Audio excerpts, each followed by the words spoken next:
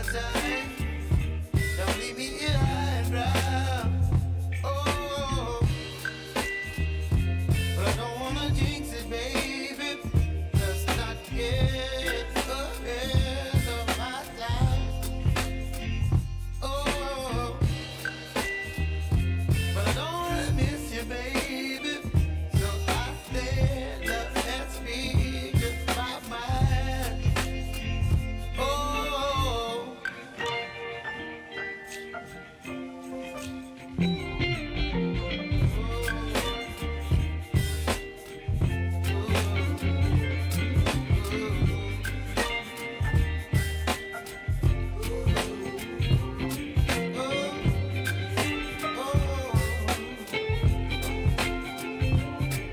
Baby, you give me ice and fire. You're chilling when the rain. You're some kind of butterfly. Baby, you give me midnight. You whip up my appetite. Don't leave me here high and dry. Baby, you give me ice and fire. You're channeling wind and rain. You're some kind of butterfly. Baby, you give me midnight. You whip up my appetite. Don't leave me here high and dry. Oh, oh, oh, oh,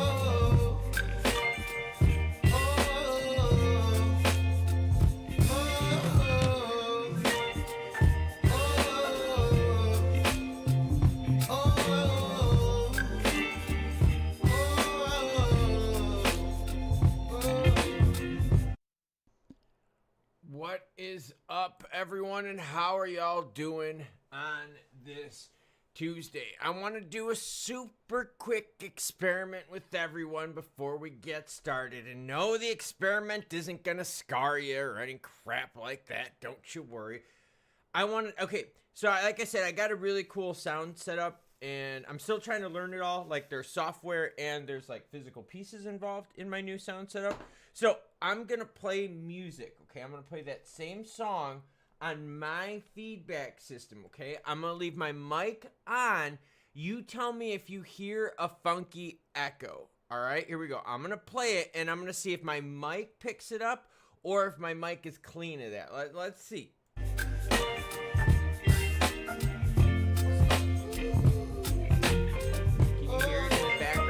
Sound like an echo? Can you hear ice and fire with my speaker on at the current moment?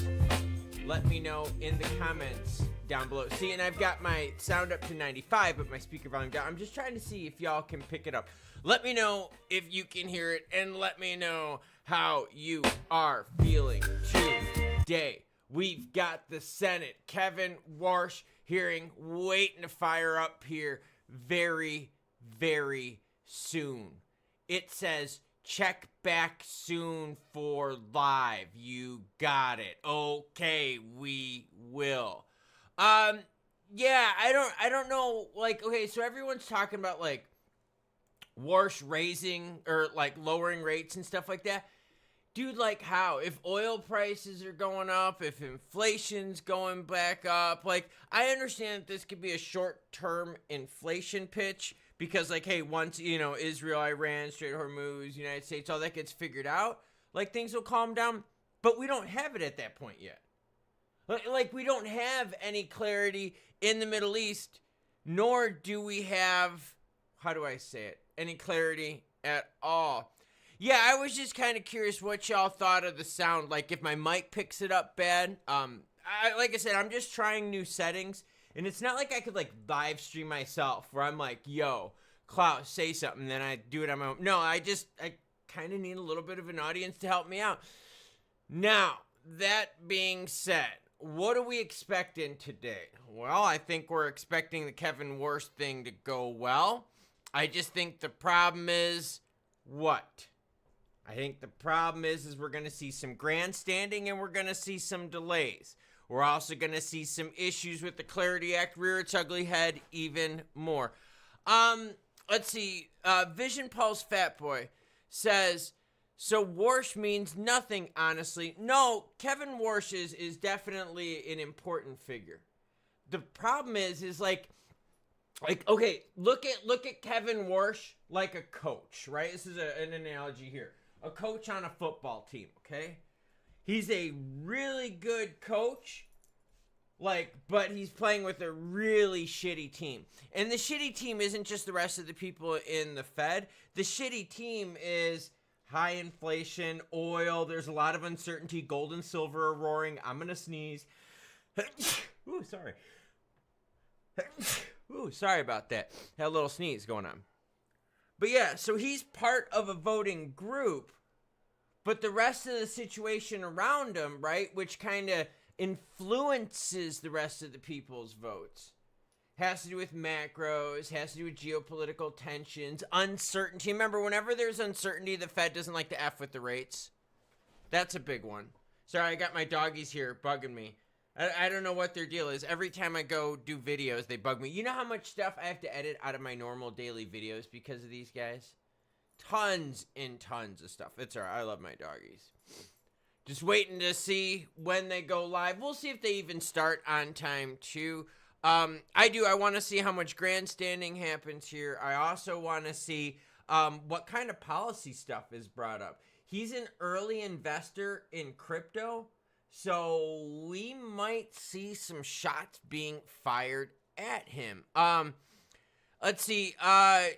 Dre Flag says, I really don't get how Trump can even have the audacity to ask for lower rates when the conditions he has caused doesn't allow for such action. Yeah, I totally agree. Totally agree. Brodek Gold Mining says, yo, tap it in, Klaus for House. Sounding great, Pimple. Thank you very much. Lauren is in the house. What's up, Lauren? Hey, Lauren, real quick, my big thing this whole week is going to be finding things that are on sale that are at a 6+% yield or more. New holdings for me. But I got to check the books. I got to make sure they got the money on hand, right? We don't want any peeps faking the funk or anything like that. Waiting for the hearing to go live. Ooh, is this going to be spicy? Is this going to be juicy? Oh, we're going to find out here soon enough. I've got multiple windows open. Just waiting to see what happens. Hearing to consider the nomination of the Honorable Kevin Warsh. So if you've got questions, if you've got comments right now is the time to do it before we start. But when they fire up, we're going to go into listening mode, and then we're gonna hang out and see what happens with these losers. I don't know. I'm just fed up with the Clarity Act. For those of you that didn't see the video earlier, the one that released right before this one came out, basically, like, they can't push for it. It's just basically what's happening. Tom Tillis is like, dude, we really don't want to push the issue this much. We might lose support from the banks, aka money, stuff like that. So we've got a delay with Clarity Act markup now, probably through to May. Just putting it out there for you. Through to May. Yeah. Trix has closed the windows. It's freezing. Yeah, dude, I had my windows open again last night. Only a couple of them. It got pretty cold last night. Woke up a few days, freezing minute solas off. Let's see. Vision Pulse Fatboy says Clarity doesn't even have the votes to make it to the Senate. So where Clarity is right now is we need the Senate banking people, the same people that are doing this hearing today. We need them to do markup. Once they do markup, it'll easily pass because it's a Republican-controlled subcommittee, right? Because the Republicans are in control of the Senate right now. The problem is they'll need 7 votes from the Democrats in order for it to pass. Matthew Mercier says, lobbying needs to be fixed. It's crazy. Yeah, lobbying is the big part of the system. Lobbying is just absolutely disgusting. Disgusting money in lobbying. But now let's be real here. Crypto's a lobby too, right? I mean, we got the Fair Shake Super PAC. That's a lobbying group. We're not as big as the banks. We don't have that much money. We're not as big as the insurance companies. No, we're not. We got some lobbying power. But yeah, I'm with you. Lobbying needs to be fixed. It's crazy. Vision Pulse Fat Boy says, but the Dems are all voting no. I bet you today that's what's going to happen. I bet you this is going to be a party line thing, and they're just going to split it that way, and it's going to go one extra one to the Republicans. That would be my guess. 10:02 right now, waiting for them to fire up their live. They're never on time, are they? No, they are not. Good morning to you, Mr. Kemp guy. Kemp hanging out with us this morning. We got some baseball fans in the house as well, as the White Sox took the series from the A's. Gotta love it. Some of our favorites up on the screen are doing pretty decent volume-wise. Like, the volume's picked up. Exelon making a little bit of a move here, up 5.6%. Last 24 hours is 17.8. Still a laggard. H-bar definitely still a laggard. A lot of our favorites being laggards in the most recent months. The whole market's been kind of rough. Ever since we had the October flushage outage, you can see ETFs went from inflows to outflows, with recently minimal inflows. Good morning to you all, and let me know where you are watching or listening from. Waiting for the good peeps of the Senator-ronies to get going on this so that we can get going. See, they're never on time. That's the other thing, too. Like, whenever I had work meetings, like, everyone was there, like, 5 to 10 minutes before they started. Like, and, like, literally, we could always start early. These people just, they're just not good at what they do. I'm not trying to be mean. I'm trying to be not honest. I just, you know. Let's see. Vision Pulse Fatboy says, it's honestly a dead bill. Yeah, it's going to be tough, man. It is going to be tough if we can get this stuff through. There's no urgency. And right now, crypto, for some stupid reason, is very politically divided. So you're not getting any extra votes from across the aisle. JPEX Legend hanging out with us. What's up, Jay? Says, I thought about getting out of the truck and going to work, but I'm going to sit here and watch you instead here at FedEx in Memphis. Nice. Back in the day, I used to ride my bike all the time past a FedEx place. It was when I lived in Illinois, not Memphis. Memphis, holy shit, man. I'm trying to think, what road is it? What highway is it where they got all them ladies of the night up and down the old road? Is that 65? Is that 55? I'm just trying to think, like, you drive through like a 4-6 lane highway that's kind of off the highway. If you know what I'm talking about, Jay, you help me out here. Mikey Ivers says, today be FUD like every day since last July. Yeah, it's been rough. Oh, look at this. Oh, look at all the photogs. Oh, paparazzi. Oh, look at them all scurry like fucking cockroaches. See, y'all ask me if I ever want to do like DC stuff. No, because I don't want to look like any of these fucking losers. Sorry, naughty language. Let's see if they're saying anything. Excited about the opportunity to discuss America's economy with you. This is really about the kitchen table. People across our country want to have confidence in our institutions, that your nomination goes in the direction of reinforcing why they should have confidence in the institutions. You've been nominated by the president to be the chairman of the Federal Reserve System. The Federal Reserve plays a powerful role in our economy. Monetary policy choices made at the Federal Reserve can affect the Americans' ability to buy groceries, whether or not they can afford a home, how far their paycheck goes, especially at the end of the month. And in South Carolina, I hear all the time how families are working hard, doing everything right, and still feeling squeezed. Bidenomics made prices go up, and paychecks have not kept pace. Too many parents are stretching every single dollar they have just to cover the basics. And too many workers are wondering when the economy will start to feel stronger at their kitchen table, not just on paper. Congress, President Trump, and his administration are focusing on fixing the disastrous mistakes of Bidenomics to restore Americans' confidence in our economy. Through efforts like the Working Families Tax Cut bill, we are helping Americans keep more of their hard-earned money. Compared to the average tax return under President Biden over 4 years, the average return is up 24% since then. Just in the last year, the average tax return is now around $3,400, an 11% increase because President Trump and his leadership decided to focus on hardworking Americans who are struggling to make ends meet, paycheck to paycheck. Nearly half the country, half the returns filed in 2026 claimed either a deduction for tipped income, overtime earnings, senior citizens, or auto loan interest, for major parts of the working families tax cut bill that every single person on this dais to the right voted for. Under President Trump's leadership, Americans are keeping more of their hard-earned money, about $300 more every month.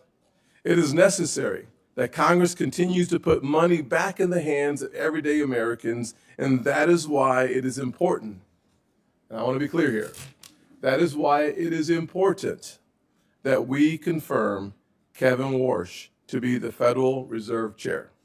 The Federal Reserve has a clear dual mandate to promote stable prices and maximum employment. The policies of the Fed therefore directly affect Americans' cost of living and their income. And when the Fed is successful in fulfilling its dual mandate, affordability improves, with Americans taking home more money and paying less for everyday necessities. Unfortunately, in recent years, the Fed has faced real challenges. There have been questions about its decisions, its focus, and whether it has engaged in issues far outside its jurisdiction. Under the Biden administration, the Federal Reserve appeared to move with the political winds, raising real concerns about politics and weaponizing one of the most powerful weapons we have for good economically, the entire Federal Reserve System. For example, under the Biden administration, the Fed pushed climate-focused initiatives only to reverse that climate agenda as soon as President Trump took office. When actions appear to shift with changing political priorities, it can undermine confidence in the independence of this great institution. An independent Federal Reserve is essential to achieving its mission. Markets depend on it. Families depend on it, and that independence must be protected. The American people expect the Federal Reserve to stay focused on the economy, not politics. Today's hearing is an opportunity to refocus the Federal Reserve on its dual mandate to increase economic stability and affordability for everyday Americans. Kevin Warsh is battle-tested and brings the necessary experience from his time as a Federal Reserve governor during the Great Recession. During his first term as governor, he helped our economy through the crisis and restored faith in the economy. He has seen the economy in its darkest days and understands how economic decisions affect job growth, our economy, and the opportunities that we have come to love as Americans. We want every citizen in this country to have a chance to live their version of the American dream. And that means having our private sector economy running as strong as possible, which means your focus has to be on everyday Americans and not politicians, not the political winds, but on everyday Americans who desperately want to restore their confidence in our institutions.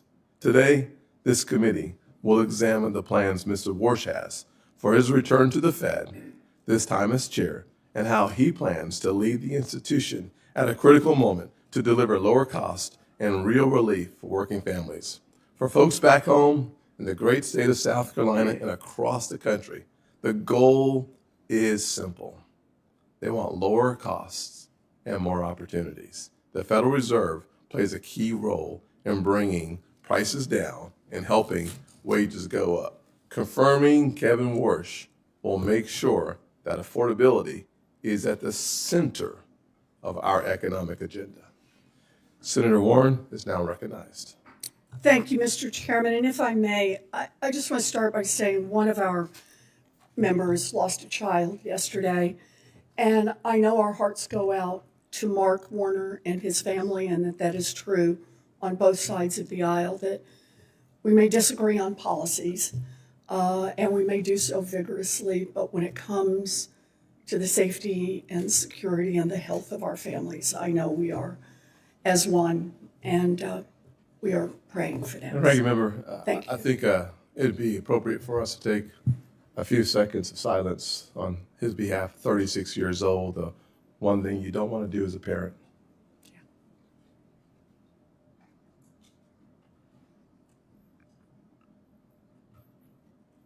Thank you. Thank you. Thank you, Mr. Chairman, and appreciate all you do. Okay. So we should not be having this hearing today. And here's the context. First, over the past year, President Trump has racked up one economic failure after another, and Americans know that. Consumer sentiment just hit its lowest level on record ever. Inflation is rising, and families are paying more for groceries, more for healthcare, more for utilities, more for housing, all thanks to Trump's chaotic tariffs and one big beautiful bill. And now his war with Iran is putting American troops in harm's way and further driving up the cost of nearly everything here at home. Second, in your testimony, you said it's perfectly fine for elected officials to state their views on interest rates. But that is not what Donald Trump is doing. The president has repeatedly and illegally attempted to take over the Fed. His bogus attacks on Governor Lisa Cook and Chair Powell were designed to threaten all the members of the Fed to do Trump's bidding and open more spots for Trump flunkies. Why try to end the independence of the Fed?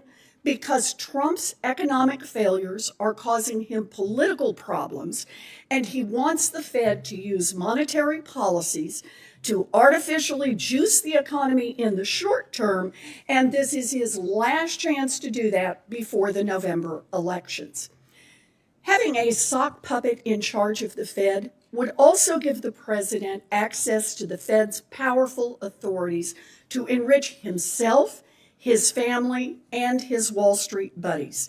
It could mean granting special accounts to his family's crypto company or bailouts to his friends on Wall Street if they get into trouble. In other words, a Fed under Donald Trump's control creates more opportunities for Trump's corruption. Third, the nominee before us today, Kevin Warsh, is uniquely ill-suited for the job as Fed chair. In our meeting last week, we discussed the 2008 financial crash, where 8 million people lost their jobs, 10 million people lost their homes, and millions more lost their life savings. Giant banks, however, got hundreds of billions of dollars in bailouts. Mr. Warsh was a Fed governor from 2006 to 2011. That's before, during, and after the crash. And he said to me that he has no regrets about anything he did. So let's take a deeper dive into Mr. Warsh's record. In the years leading up to the 2008 financial crisis, he was an enthusiastic cheerleader for credit default swaps and complex securitizations. He dismissed repeated and increasingly urgent concerns from housing advocates across the country regarding subprime mortgages. He refused to use the Fed's authorities to address the risks that were building in the financial system. And when the crisis hit and the economy blew up, Warsh took on the job of Wall Street's personal liaison on the Fed board. He was quick to respond to concerns from Wall Street CEOs, and he worked tirelessly to arrange multi-billion-dollar bailouts for them with nothing for American families. No regrets, he says, no regrets. After the crash, most people on the Fed saw millions of Americans unemployed, people who had lost their homes, and said now might be a good time to lower rates and make the cost of borrowing cheaper for businesses to avoid more layoffs and make it cheaper for Americans who are worried about paying their mortgages or their credit cards. But not Mr. Warsh. Nope. He wanted to keep interest rates high. And he sang the same song for more than a decade, even as the economy struggled. When the job of Fed chair became available during Trump's first term as president, Warsh held on to his high interest rate inflation hawk views, and Trump passed him by. Regretful, he soon reversed course and called for the Fed to pause interest rate hikes. Then, once Trump left office, Mr. Warsh flipped again and was even criticizing the Fed for cutting rates in the fall of 2024. But as soon as Donald Trump became president a second time, Warsh reversed himself once more and began shouting from the rooftops about how the Fed should cut interest rates. Evidently, he learned his lesson. This time around, he sucked up to Donald Trump to snag his dream job. Mr. Chairman, last week, every single Democratic member of this committee asked that you postpone this hearing and instead conduct oversight on the president's role in directing bogus criminal probes into Chair Powell and Governor Cook. The Senate should not be aiding and abetting Donald Trump's illegal takeover of the Fed by installing his chosen sock puppet as chair. It's an invitation for corruption and for economic catastrophe. We have the power to stop it, and we should be using that power. Thank you, Mr. Chairman.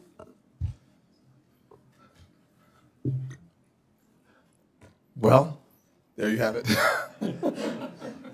I'll just say it is interesting that we're going to hear from Senator Dave McCormick and his introduction of Kevin Warsh, who was last time unanimously confirmed by the United States Senate. Unanimously confirmed by the U.S. Senate. Dave, the floor is yours. Thank you, Mr. Chairman, Ranking Member Warren, distinguished colleagues. It's really a great honor to introduce my friend Kevin Warsh and welcome him and Jane here today. Kevin has been a friend for many years. Winston Churchill observed that for great leaders there comes, and I quote, a special moment where they are figuratively tapped on the shoulder and offered the chance to do a very special thing. What a tragedy, he warned, if that moment finds them unprepared for that which would have been their finest hour.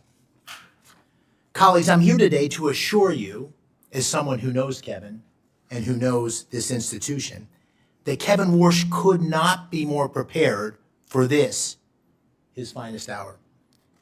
There's no one more fitting, no one more qualified to face this consequential moment as the 17th chair of the Federal Reserve. Now, I'm not going to belabor Kevin's academic and professional record. They speak for themselves. Instead, I'd like to tell you about a man who Dina and I worked with decades ago and who has been someone I've called a friend for almost 30 years. President George W. Bush famously appointed Kevin to the Federal Reserve in 2006 when Kevin was just 35. He was the youngest appointed board member in history. But President Bush saw in Kevin what I believe you will see in him with your questions today. Wisdom that belied his age, now deepened by experience. A moral clarity even in the most turbulent of times. A sharp and independent intellect, further strengthened by decades immersed in unforgiving global financial markets. And a deep, honest understanding of how the decisions made in the marble hallways of Washington affect the lives of hardworking Americans. Now, I, unlike many on this committee, have seen these virtues on display across decades of friendship. I first met Kevin in the late 1990s when he and my younger brother were junior associates on Wall Street.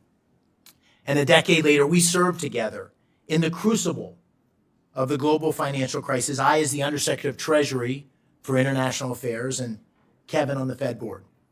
For nearly 2 years, we worked hand in hand to contain the damage and navigate the country through the crisis. And I know that then Chairman Ben Bernanke relied heavily on Kevin during those turbulent times, and I did too. And I've continued to seek his counsel regularly in the years since. Now, Kevin came to Washington all those years ago as an outsider, an idealistic young man determined to serve his country, one who has succeeded beyond all expectations. And he returns today as the ideal candidate to lead the Fed at this most crucial juncture. If confirmed, Kevin will inherit a Federal Reserve in need of repair and confronting serious uncertainty. An overextended balance sheet, a poor record on inflation, and a weak understanding of the profound opportunities offered in today's economy. He is uniquely suited to confront these challenges. He brings a reformer's heart. He will shake up a stagnant institution at a time when change is sorely needed. He possesses a deep understanding of markets and is trusted by leaders across the financial industry. But he equally understands the real economy. Born and raised in upstate New York, he knows from personal experience how the actions of the Fed can change the lives of working families. It's no small thing. It's no small thing to know firsthand how an increase in gas prices or mortgage rates or an uptick in unemployment affect everyday Americans. The Federal Reserve must not be ruled by pointy-head economists poring over outdated models and reams of market data. It needs a leader. It needs a leader who understands that the Fed's mandate of stable prices and maximum employment serves a higher purpose, the preservation of the American dream. Now, colleagues, Kevin Warsh has lived the American dream. I know in my heart he will always fight to keep that dream alive for all Americans. He is the right man for this pivotal moment, and I urge you not to get caught up in the politics of the moment and support his speedy confirmation. Thank you, Mr. Chairman. Thank you, Senator McCormick. I will now swear in the nominee. Will you please stand and raise your right hand? Do you swear that the testimony that you are about to give is the truth, the whole truth, and nothing but the truth, so help you God? Do you agree to appear and testify before any duly constituted committee of the Senate? You may sit down. Your written statement will be made part of the record in its entirety. Please keep your oral comments to 5 minutes. Mr. Warsh, you are now recognized. Thank you, Mr. Chairman. I appreciate your consideration today. I've known you for quite a while, and I certainly appreciate the many courtesies you've given me, not just since the President's nomination, but long before. It's an honor to be with you, with Ranking Member Warren, and with the entire committee. I'm deeply grateful to President Trump for asking me to take on this public trust, because that's what it is, a public trust. The President believes that real economic growth in the U.S. and real take-home pay will accelerate. I share the President's confidence in our country and its people. America's economic growth potential is rising as we sit here today. I'm also especially happy that my wife Jane is here. She's been with me for many of the most important moments in my life. I'm grateful for her love and her personal accomplishments. I reciprocate that with somewhat of my own love, though I'm a little more stoic than she. And about every 20 years, I reintroduce her to this committee. She sat behind me 20 years ago And it was almost 20 years ago to the day. And so let me offer today what I said then. Jane, happy anniversary. I'm also thinking of my late mom and dad. They were paying great attention to this hearing 20 years ago. They're no longer with us, but I was always proud of them and the values they taught me, and I hope they'd be proud of me today. We start today with a note of broad agreement, even though we might have heard different narratives at the outset of this hearing. This is a time of great consequence for the nation's economy.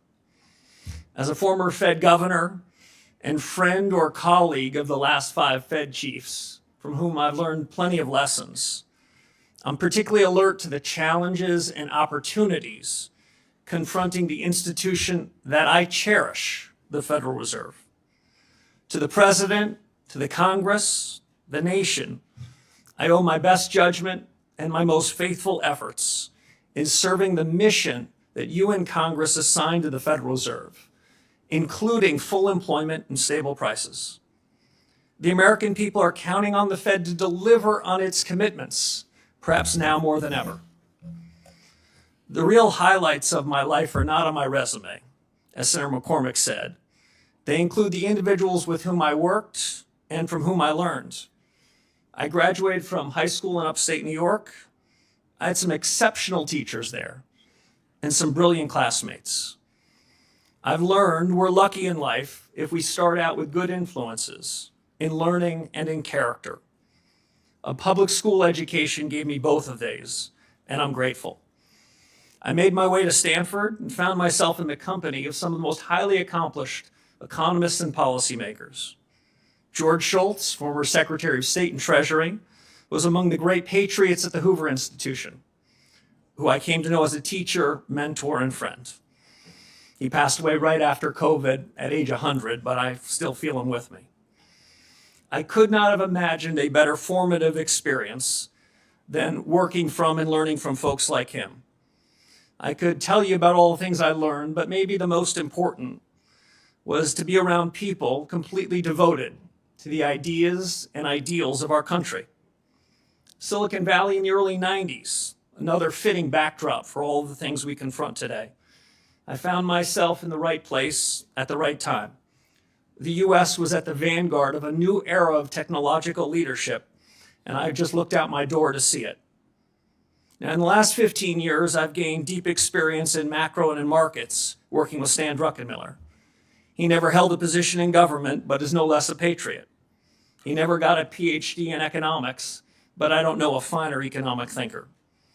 Without their guidance and the guidance of Condi Rice, my friend and I should say my boss at the Hoover Institution, I doubt I would be sitting before you today as the President's Fed Chairman nominee. But I'm certain of one thing. Absent their tutelage, absent their example, I would not be as prepared for the urgent, mission-critical task at hand. In between these bookend experiences, I served quite a while ago as a governor at the Federal Reserve. At the onset of the financial crisis, as Senator Warren said, our central bank played an indispensable role, and we benefited enormously from the credibility that our predecessors had built up and passed down to us, governors of the Fed at the time. In these unusual and exigent circumstances, I saw the Fed and its people at their very best. But I also witnessed an institution that was tempted to play a larger role in the economy and society. So let me be very clear. Monetary policy independence is essential. Monetary policy makers must act in the nation's interest. Their decisions the product of rigor, deliberation, and unclouded decision-making.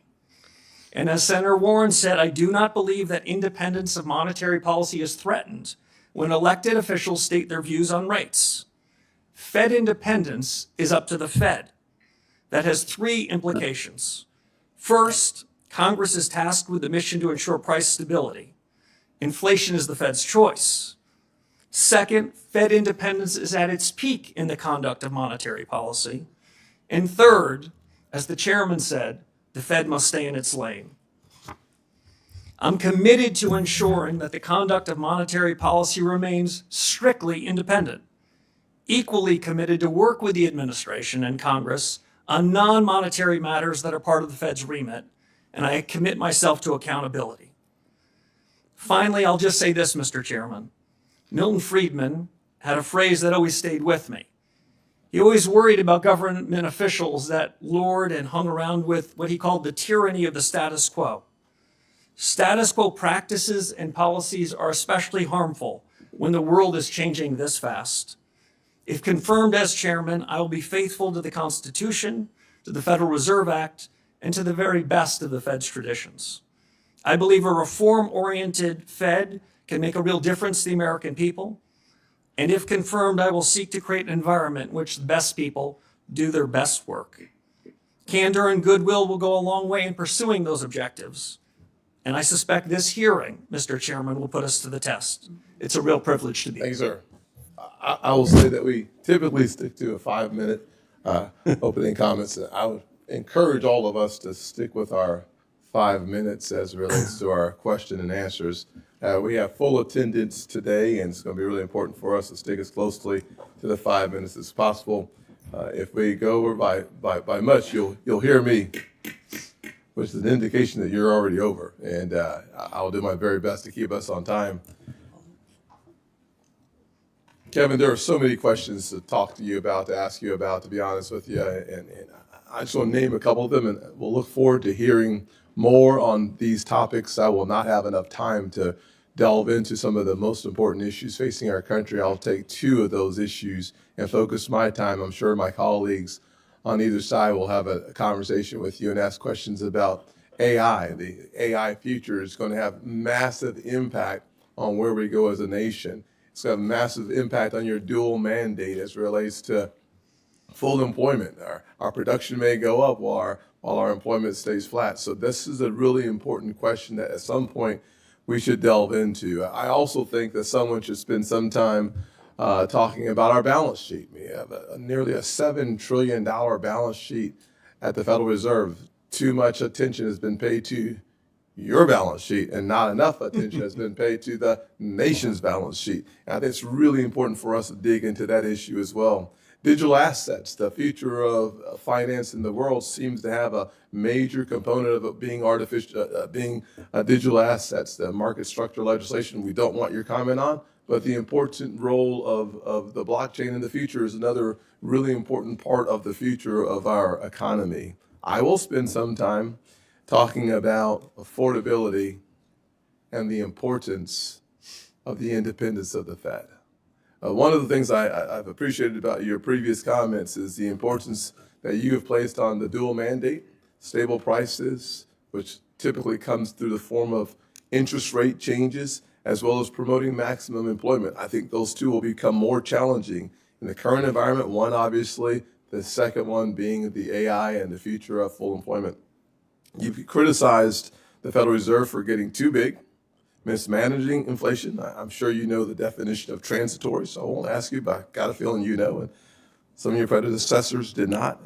Compromising the independence of the Fed. I think we should spend more time on finance, less time on climate change, on politics, on who is or who's not in charge. I think you would agree on those issues, though I will not ask you. I will ask you, however, that under your leadership, how will you steer the Federal Reserve to address the real life issues of affordability is my first question. And my second question will be about how do you make sure that the Federal Reserve stays out of the lane of external influences? Mm-hmm. Well, thank you, Mr. Chairman. There's probably no more pressing question than the cost of living. We know at the Federal Reserve that price stability was an objective that you and your colleagues gave to the Fed. So when over the course of the last several years, especially after COVID, when prices went up to the tune of 25 to 35% for virtually all deciles of the American people, that's an indication that the Fed missed its mark. And we are still dealing with the legacy of the policy errors in 2021 and 2022. Once you let inflation take hold in the economy, it's more expensive and harder to bring it down. And so the fatal policy error going back 4 or 5 years is still a legacy that we're dealing with. We need, in my judgment, fundamental policy reforms to fix it. And while it's true that inflation is less problematic, meaning the rate of change in prices is less severe than it was some years ago, hardworking Americans are no doubt feeling it. I think that means a regime change in the conduct of policy. I think that means a different new inflation framework. I look forward to working with my colleagues at the Fed, if confirmed, to achieve that. I think it means, as you suggested, using tools differently. The Fed has an interest rate tool and a balance sheet tool. My view is the interest rate tool gets in the cracks. It's fairer. The balance sheet tool disproportionately helps those with financial assets. The interest rate tool hits the entire economy. So we need a new framework, new tools, and I'd also say, Mr. Chairman, new communications. Yes. I think part of the reason why, after making a mistake in 2021 and 22, the mistake was compounded is the Fed gives its forward guidance. The Fed tells the whole world what their dots are going to be, what their forecasts are going to be. Well, the Fed's human. Then they hold on to those forecasts longer than they should. I think that if the Fed were to wait until it gets into a meeting before making a decision, that incremental deliberation can keep the central bank from compounding its errors. I think these are big changes that are needed, and if confirmed, I look forward to doing it. Thank you very much. Ranking Member Warren. Thank you, Mr. Chairman. So the Fed has been plagued by deeply disturbing ethics scandals in recent years involving at least 6 Fed officials. So it's critical that the next chair have no financial conflicts, none. You have more than $100 million in investments that you have refused to disclose to ethics officials and to the public. So let me ask, do the Juggernaut Fund or the THSDFS LLC invest in any companies affiliated with President Trump or his family, companies that have facilitated money laundering, Chinese-controlled companies, or financing vehicles established by Jeffrey Epstein? Senator Warren, thank you. So let me first share a point of agreement with you. The Fed has 2 tools. One is its monetary policy, and the second is its credibility. And the scandals that you talked about, the ethics Mr. problems Warsh, you I talked appreciate about, that, but I have went to the very core of the limited credibility time. that has hurt the Could you Fed. answer my question, please? I asked. You have $100 million in undisclosed assets. And what I'm asking is, are any of those with this outfit that invests in companies affiliated with President Trump or his family, companies that have facilitated money laundering, Chinese-controlled companies, or financing vehicles set up by Jeffrey Epstein? It's a yes or no question. Senator, I've worked tirelessly with the ethics officials at the Office of Government Yes, Ethics. and you have not Come to an ethics revealed agreement $100 with million them in and have assets. agreed, Senator, to sell all of That's my not financial my assets, question. Mr. including Warsh, are the you Duquesne refusing assets. to tell us if you have investments, for example, in vehicles set up to advance Jeffrey Epstein? Is that what you're telling us? You just won't tell us? Senator, what I'm telling you is that those assets that you represent at Juggernaut will be sold if I'm All right, confirmed let me before I take follow up. office and sign the oath of office. Let me follow up on that. Will you at least disclose how you plan to disclose and divest these secret assets? I'm sure you understand that the public might question your motives if, for example, billionaire Stanley Druckenmiller, who you honored in your opening statement, and who makes a living guessing what the Fed will do next, cuts you a massive check for $100 million as you take the oath of office to become the new Federal Reserve Chair. Senator, as you know, it sounds like your fight might not be with me, but the Office of Government Ethics. I've come to full agreement with them and have agreed to divest all of those assets, I'm asking especially you a very those that you straightforward referenced question, before Mr. I take the oath Warsh, of office. and that is, will you disclose how you divest those assets, or will you just collect a check for $100 million from someone whose whole business is betting on what the Fed will do? As I said to the ethics officials at the Federal Reserve and the Office of Government Ethics, I'll take that as a I would no be as well. redeeming my So assets Donald before Trump I take has office. made clear that he does not want an independent Fed.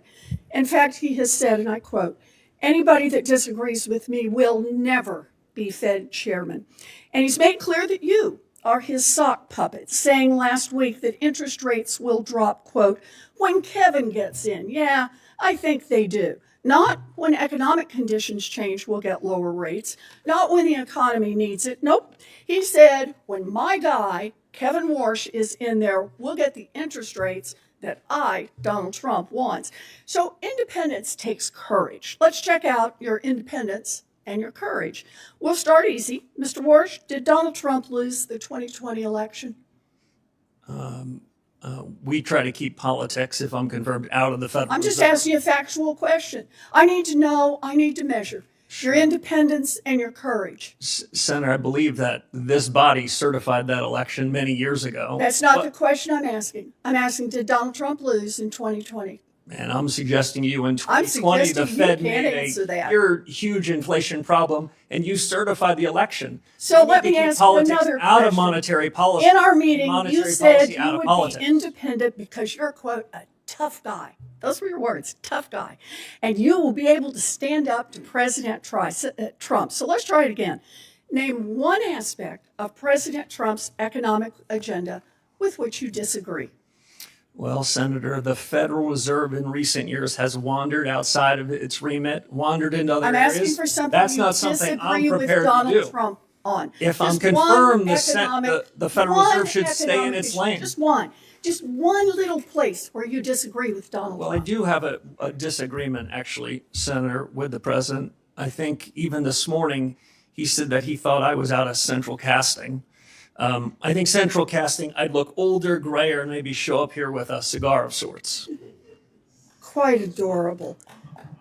But you know, we need a Fed chair who is independent. That's the only way we preserve the independence I agree. of the Federal Reserve.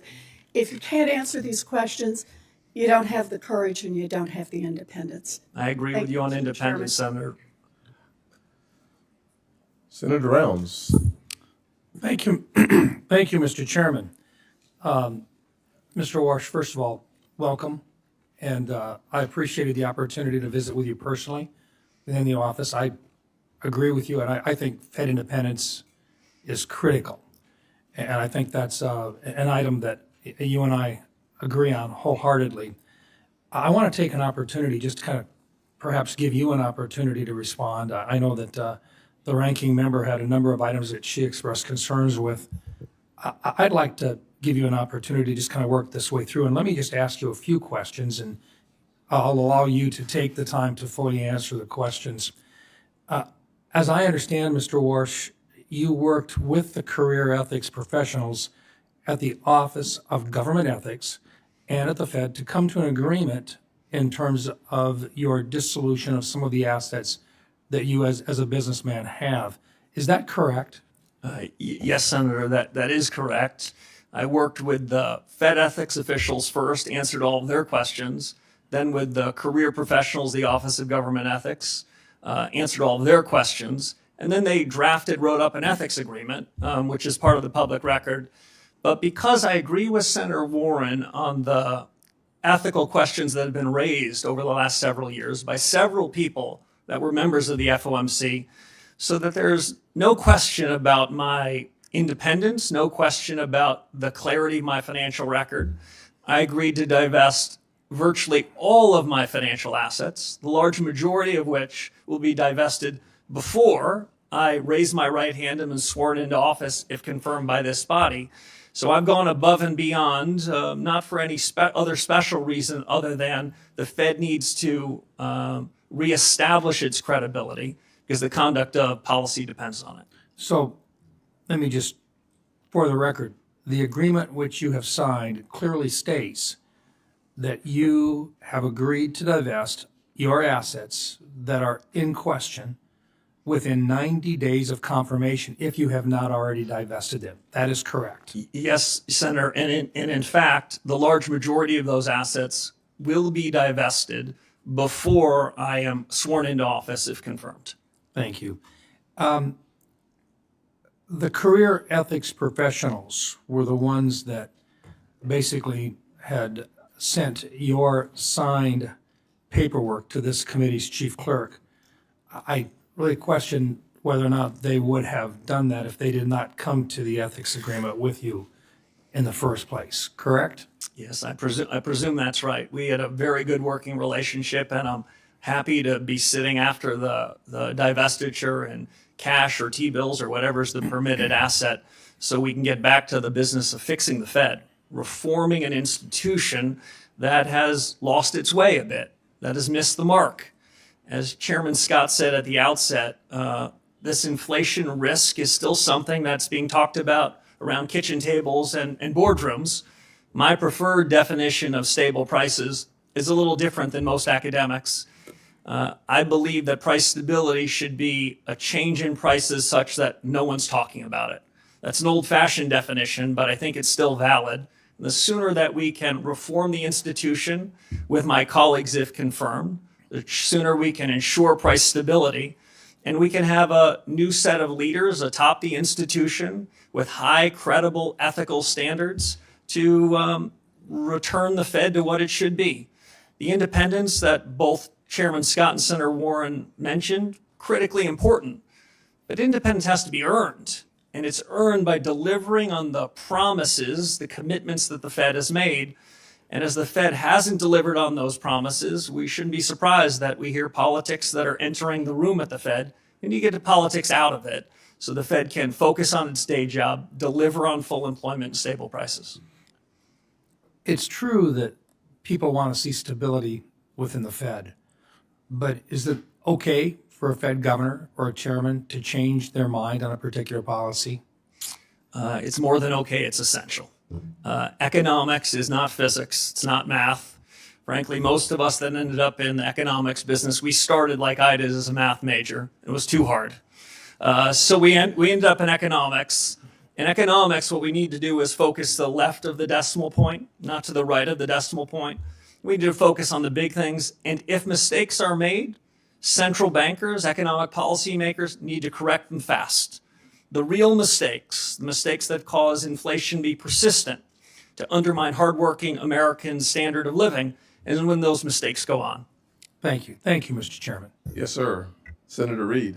Mr. Chairman, before we start the next question, I ask that we have entered into the record the U.S. Office of Government Ethics certification, which requires that all nominees disclose all of their assets, and showing that Mr. Warsh is out of compliance and that he has not met the ethics requirements. Without objection, I will note, however, that what has been clearly articulated is that he will, according to his agreement with OGE, do what many others have done as well within 90 days, be not only in compliance, but to have divested himself from any assets that are in question. Mr. Chairman, can I ask? I don't think we've had other nominees who are out of compliance and not disclosing at the time they come before the hearing. Not on this committee, that's correct. Not in this committee. Before we, here's what we're not going to do. Fair enough. We're not going to have two chairmen, for sure. Just asking. Number one. Number two, what we're also not going to do is debate what we're putting into the record. And finally, what we are going to do is have a conversation about America's economy. And frankly, we all deserve the opportunity to ask our questions. We don't get to figure out the answers, but we do get to ask our questions.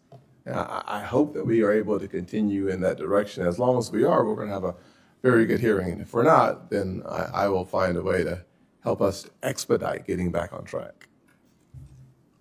Senator Reed. Thank you very much, Mr. Chairman, Mr. Warsh. Until you dispose of all the assets you've identified to the Office of Government Ethics, you will not be in compliance. Is that correct? That's not my understanding. My understanding is that a signed ethics agreement provides duties and responsibilities on me and duties and responsibilities on the government, and that's what the nature of the ethics agreement is. You have an agreement that within 90 days you will dispose of all your assets. All your assets. Is that correct? Senator, I have an agreement within 90 days so that there is no appearance of anything inappropriate, that I would divest all of my assets, the majority of which before sworn in. What I've disclosed, Senator, is all the information that is mine to disclose. I've shared all information about assets that I control and that I can share, which I did much to the satisfaction of the Government Ethics Office. Excuse me. What you've said is that you will take the oath, if confirmed as chairman, with assets that have already been identified as presenting potential conflicts of interest. Will you agree to not take the oath until you have fully disposed all the assets that you've been identified? Senator, I'll agree to take the oath pursuant to the terms of the ethics agreement that I struck with the Office of Government Ethics. I don't think anyone could do more than that other than me. I've agreed to divest even more assets so that I will have virtually no financial assets. The divestiture is totally up to you. You can select what assets you're disposing of, what assets you keep. Is that correct? And then still be sworn in as chairman. The divestiture is up to the agreement that I struck with the Office of Government Ethics. Who makes the decision as to what assets are divested, you or the Office of Government Ethics? Both of us. That's why it's an agreement. Excuse me. I must commend you on the way you can circularly go around questions and not answer them. It's a skill. Unfortunately, it's not a good skill for the chairman of the Federal Reserve Board. We typically ask questions and expect to get direct, faithful answers. You haven't given them to the ranking member, and you're not giving them to me. So again, you feel you will not be, you will be compliant if after 90 days you still have a significant number of assets that have been identified as presenting conflicts of interest. Is that your view? No, Senator. If I were to violate the ethics agreement, I would not be in compliance. If I follow the agreement, I will be. Well, that's your position. I think others would differ. When you sell all your assets, where are you going to place the proceeds of those sales? I believe that Chairman Powell has placed them in sort of funds which are very difficult to individually influence. Do you propose to do that? Yeah, I propose to put them in permissible assets that are as close to cash or treasury bills as I possibly can. I haven't selected anything, but it will be as plain vanilla as possible so that there would be no appearance or reality of having any influence. We'll be sitting in something like cash. Okay. Now, the question of independence is just one that I think will dominate these proceedings. This morning, President Trump was asked on CNBC, will you be disappointed if your new Fed chair doesn't cut rates right away? And President Trump answered, I would. It's very hard to separate President Trump's obsession with rate cuts, his attacks on the Federal Reserve, on Chairman Powell particularly, and your nomination. So this independence thing seems to have evaporated quite quickly between President Trump's statements and your positions. Again, you maintain you'll be independent of President Trump? Yes, Senator, I do. Well, President Trump constantly maintains that nobody's independent of him, that it's his morality that guides the whole United States government, including the Federal Reserve, and that you will be someone who will carry out his wishes.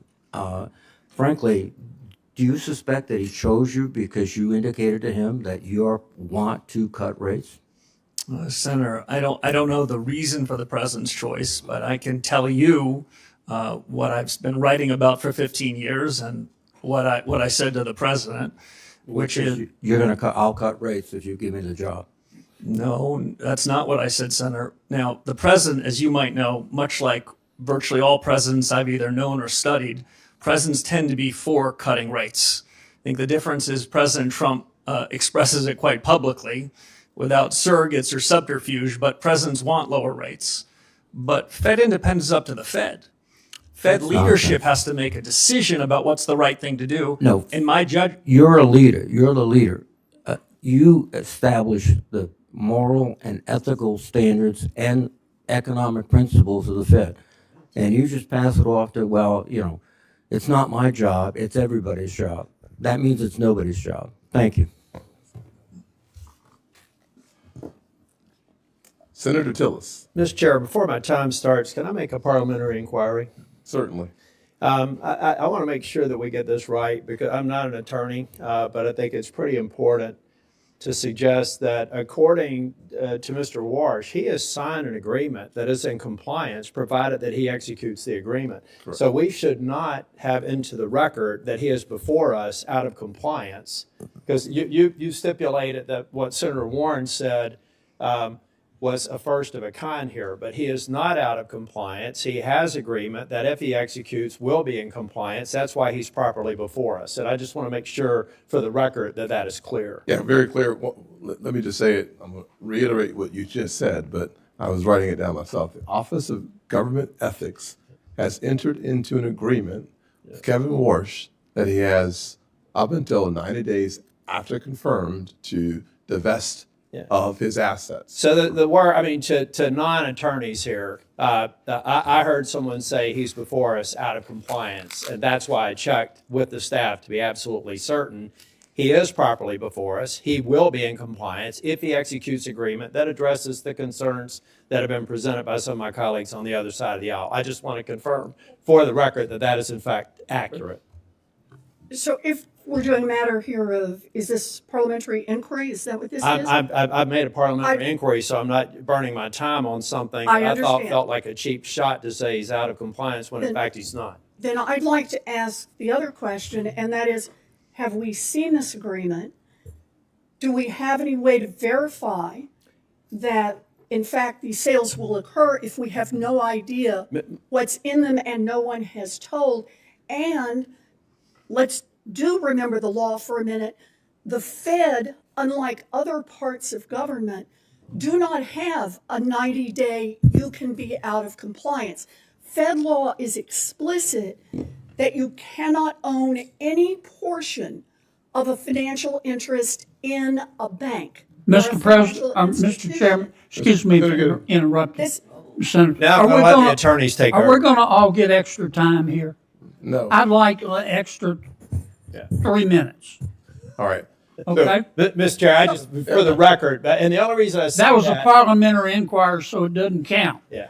But, Okay? Mr. Chair, the reason I mentioned that is because you had stipulated it. I don't think you meant it this way, but you as the chair said that this is the first of a kind of someone being out of compliance. I don't think you meant that. I wanted to make sure it was clear for the record. Well, let me just be very clear again. The career ethics professionals were the ones that sent Mr. Warsh's signed paperwork to this committee's chief clerk. They would not have done so if they did not come to an ethics agreement with Mr. Warsh. Mr. Kennedy, Senator Kennedy does raise a good point. We are going to stick to our timeline, and I appreciate you raising the point of how long an inquiry can go on, and that does not buy you more time unless, of course, we all decide we want more time, and then I would rule on that, and I would rule against it. Thank you, Mr. Chair. Mr. Warsh, congratulations. You can't count this as a date with Jane, particularly this one. I think probably the first hearing was a little less acrimonious. I'm not going to ask you anything. You can take a break and get ready for the bludgeoning on the other side. They're going to beat you till you bleed, and then they're going to beat you for bleeding. I'm going to talk about what's preventing me from being in a position to vote for you until we've spent time together in my office. You have extraordinary credentials. They're impeccable. I think the way you're dealing with the ethics issue is strong. Problem I have is where we are right now. And I start by saying I love your opening statement. I love your focus on the independence of the Fed. I love the idea of Fed independence with respect to achieving the dual mandate, but Fed transparency on so many other things that the Fed does that, frankly, we're all frustrated with, bank examination, supervision being some among them that I think we should have more insight into. Mr. Chair, I'd like to submit for the record 2 executive orders under President Trump, and one in 2020 and one in 2025, talking about making federal architecture beautiful again and focusing on trying to preserve the integrity of old buildings. Without objection. Thank you. And Mr. Chair, I will be submitting an analysis, but if we can go to slide 2 and turn it up right. Much has been made about the building project that has Chair Powell under investigation.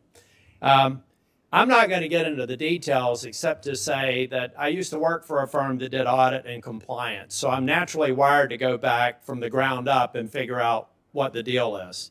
Here's what I know. The Martin building has been conflated into this project to make it a $4 billion building. Even if you put the Martin building in, it's a $3 billion building.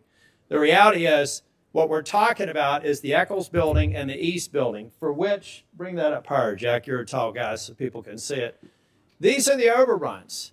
And these overruns occurred in part because the cost of inputs went up 69% since the original estimate.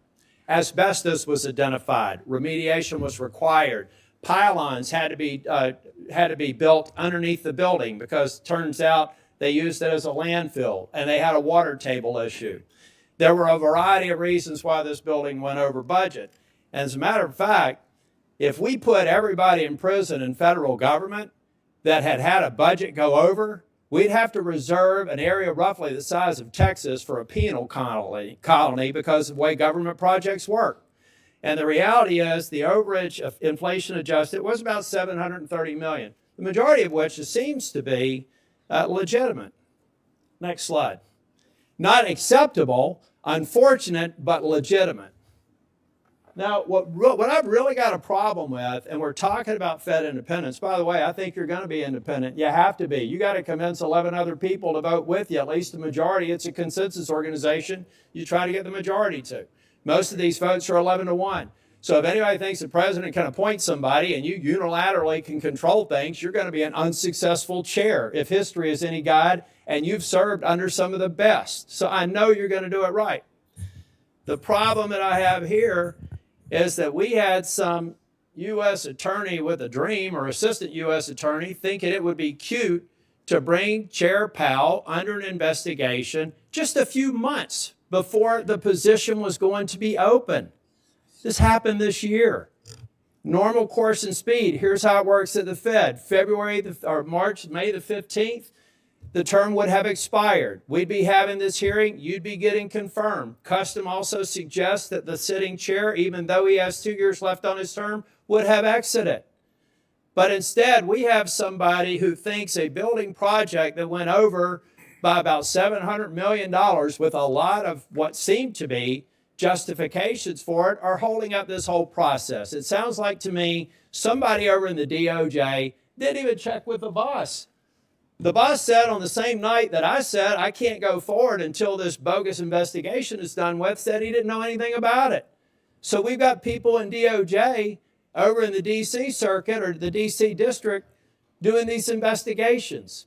We have got to end this investigation. Big DOJ didn't know about it. The president didn't know about it. Let's get rid of this investigation so I can support your confirmation. Mr. Warsh, the only thing I've found the least bit odd about you is you've never watched an episode of Seinfeld. You've spent so much time at being a rock-solid economist that you're not even taking time away for a little laugh like that. I look forward to supporting your nomination, and I look forward to this investigation being taken down. If the chair wants to have all of our subcommittees start looking at capital expenditure projects for the agencies that we're overseeing, I think that's a great idea. And I'd like to be on a committee specifically drilling down on this analysis. If somebody can prove me wrong, I'd be happy to make a criminal referral. But I don't have the D.C. Circuit tell me a crime was committed when 7 members on this committee said it wasn't, including the chair. Thank you, Mr. Chair. You're welcome. Only one question. What is Seinfeld? Senator Van Hollen. Mr. Chairman, thank you. Mr. Warsh, good to see you. Reviewing your record, I am concerned that your position on interest rates seems to shift with what's politically convenient rather than based on sound economic judgment. In the aftermath of the 2008 financial crisis, the worst recession since the Great Depression, with some of the worst unemployment in our lifetimes, you were a hawkish voice, expressing concern that the Fed might wait too long to raise rates. I think you got it wrong then, but now you seem to have swung 180 degrees in the opposite direction to embrace lower rates, a view that conveniently aligns with the president who nominated you. You've made this pivot even as today prices are too high. I think we all know that. Our economy works for families when prices are affordable and unemployment is low. That's why price stability is an important part of the Fed's mandate, right? Senator, yes. And the Fed uses its monetary policy tools for price stability and full employment. That's the job Congress gave to the Fed. Here's how Ben Bernanke described how the Fed uses those tools. He said, and I'm quoting, "Generally, if economic weakness is the primary concern, the Fed acts to reduce interest rates, which supports the economy. If the economy is overheating, the Fed can raise interest rates to constrain inflationary pressures," end of quote. So that's a textbook model of the Fed. Cutting rates supports the economy, but can lead to higher inflation, while raising rates helps to fight inflation, but can limit growth. Do you agree with Chairman Bernanke that that's generally how the Fed can use monetary policy to affect the economy? Senator, I do agree generally with that proposition, but I'll note at a moment like this, the supply side of the economy is changing dramatically. So the core of what Chairman Bernanke said is a question about what's the economy's potential. As I said in my opening remarks, I think the economy's potential is growing quite quickly, and that makes the decision that you tee up to be a difficult one, and one that the Fed's going to have to dig deep in evaluating what's the right policy choice in the upcoming meetings. Well, I want to push you a little bit on that in a moment, but right now the Fed has set its main interest rate at 3.5 to 3.7%. Last December, President Trump told the Wall Street Journal he wanted to cut rates to 1% and maybe lower than that by the end of this year. So just to better understand how you think about economics, in the economic model Bernanke laid out, let's say there's an economy with decent growth and no recession. If the central bank were to cut rates from 3.5 to 1% or lower, a massive cut, that would typically push prices up, right? Senator, unlike many of my colleagues, past and present, I don't believe in forward guidance. I don't believe that I should be previewing for you what a future decision might be. I think it's essential that the Fed make decisions in the room. Mr. Warsh, I'm not asking you what decision you would make. Obviously, that's going to be up to you. I'm asking you for the framework in which you think about these things. And it seems a pretty straightforward question about what would happen if we reduced interest rates by the end of this year to 1% or less. And under the Bernanke model, and I think almost every economist or most economists would say that that will drive up prices. And so that's what I'm asking you. Would you agree that that would likely drive up prices? So, Senator, the Fed has two important monetary policy tools. One is interest rates, and the other is a balance sheet that we created in the 2008 financial crisis. Those tools should be working in concert, not at cross purposes. So it's hard for me to isolate one variable when we'd have to have a discussion on the other. All right. Well, let me just say this was a pretty clear question about the framework in which these decisions are made. I have heard you talk about how AI may change that calculation. Yes. I will just say, and I think you know this, I mean, I have this, the Financial Times pointed out the economists reject Kevin Warsh's claim that the AI boom will enable rate cuts. And I find it just implausible to suggest that by the end of this year, AI would produce such increases in productivity that it could reduce in a rate cut to below 1%. And you can't tell me that that would very likely increase prices. So, Senator, can I say two things? First, So, Senator, oops, sorry. quickly. Sorry. Monetary Policy Center works with long and variable lags, quite famously. If the Fed were to make a decision today about the conduct of policy, it's likely to find its way to the real economy 6, 9, or 12 months later. So it's difficult to judge policy today for an immediate result. And that would be my only concern about the framing of your question. Thank you, Mr. Chairman. I just, in closing, this is what concerns me, is that your views now have sort of flipped to conform with where the President of the United States is. And that's been a concern many of us have. Thank you, Mr. Chairman. Senator Kennedy? I want extra time, Mr. Chairman. I know, sir. I know. Consider these 5 minutes of parliamentary inquiry. Professor, what's a sock puppet? I heard the reference from Senator Warren. Yeah, what earlier. is it? I'm not sure I know. I think Okay. it's that thing you stick your hand in. Yeah, kind of like this. Yes. What's a human sock puppet? Isn't a human sock puppet somebody will do what somebody else tells them to do? I think that's what the senator was trying to suggest. I Are you think that going was to the be innuendo. Are you going to be the president's human sock puppet? Senator, absolutely not. Are you going to be anybody's human sock puppet? No, I'm honored the president nominated me for the position, and I'll be an independent actor if confirmed as chairman of the Federal Reserve. My friend Senator Warren, and she, as my friend, suggested that, I wrote it down, you will use your power, you might use your power to bail out your friends if they get in trouble, kind of like President Biden did with Silicon Valley Bank and Signature Bank. She didn't say the last part, I just did. Are you going to do that? No, Senator. Okay. The ethics folks, they've cleared you, but they've said you got to sell some assets. Is that right? Yes, sir. Okay. And these assets that you have, you can't just hold a yard sale, can you? No, not for most of them. Sir. Okay, so it takes a reasonable period of time, right? Yes, sir. And you've promised to sell them, right? I did. And if you don't sell them, we'll know, and the ethics folks will know, right? Yes, I'd be in violation of the ethics agreement if I refused to sell them. But you're going to sell them, right? Yes, Senator, I will. Okay. Can we agree that politicians have the right to offer you advice about what to do with interest rates? Senator, we can agree, and it's not something that I would shy away from. I've heard many senators from this very committee in years past express strong views on interest rates. Okay. Humble central bankers should be listening and then making their own decisions. But some politicians matter more than others. And generally speaking, presidents matter, their opinion matters more than, say, a senator. President Trump has offered his opinion about what you ought to do with interest rates. Is that right? Senator, he has not made his opinion on that a secret to anybody. Yeah. And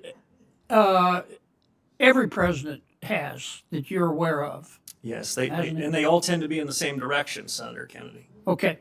Now, the problem is, can we agree that your credibility as Fed chairman is the most important thing you have?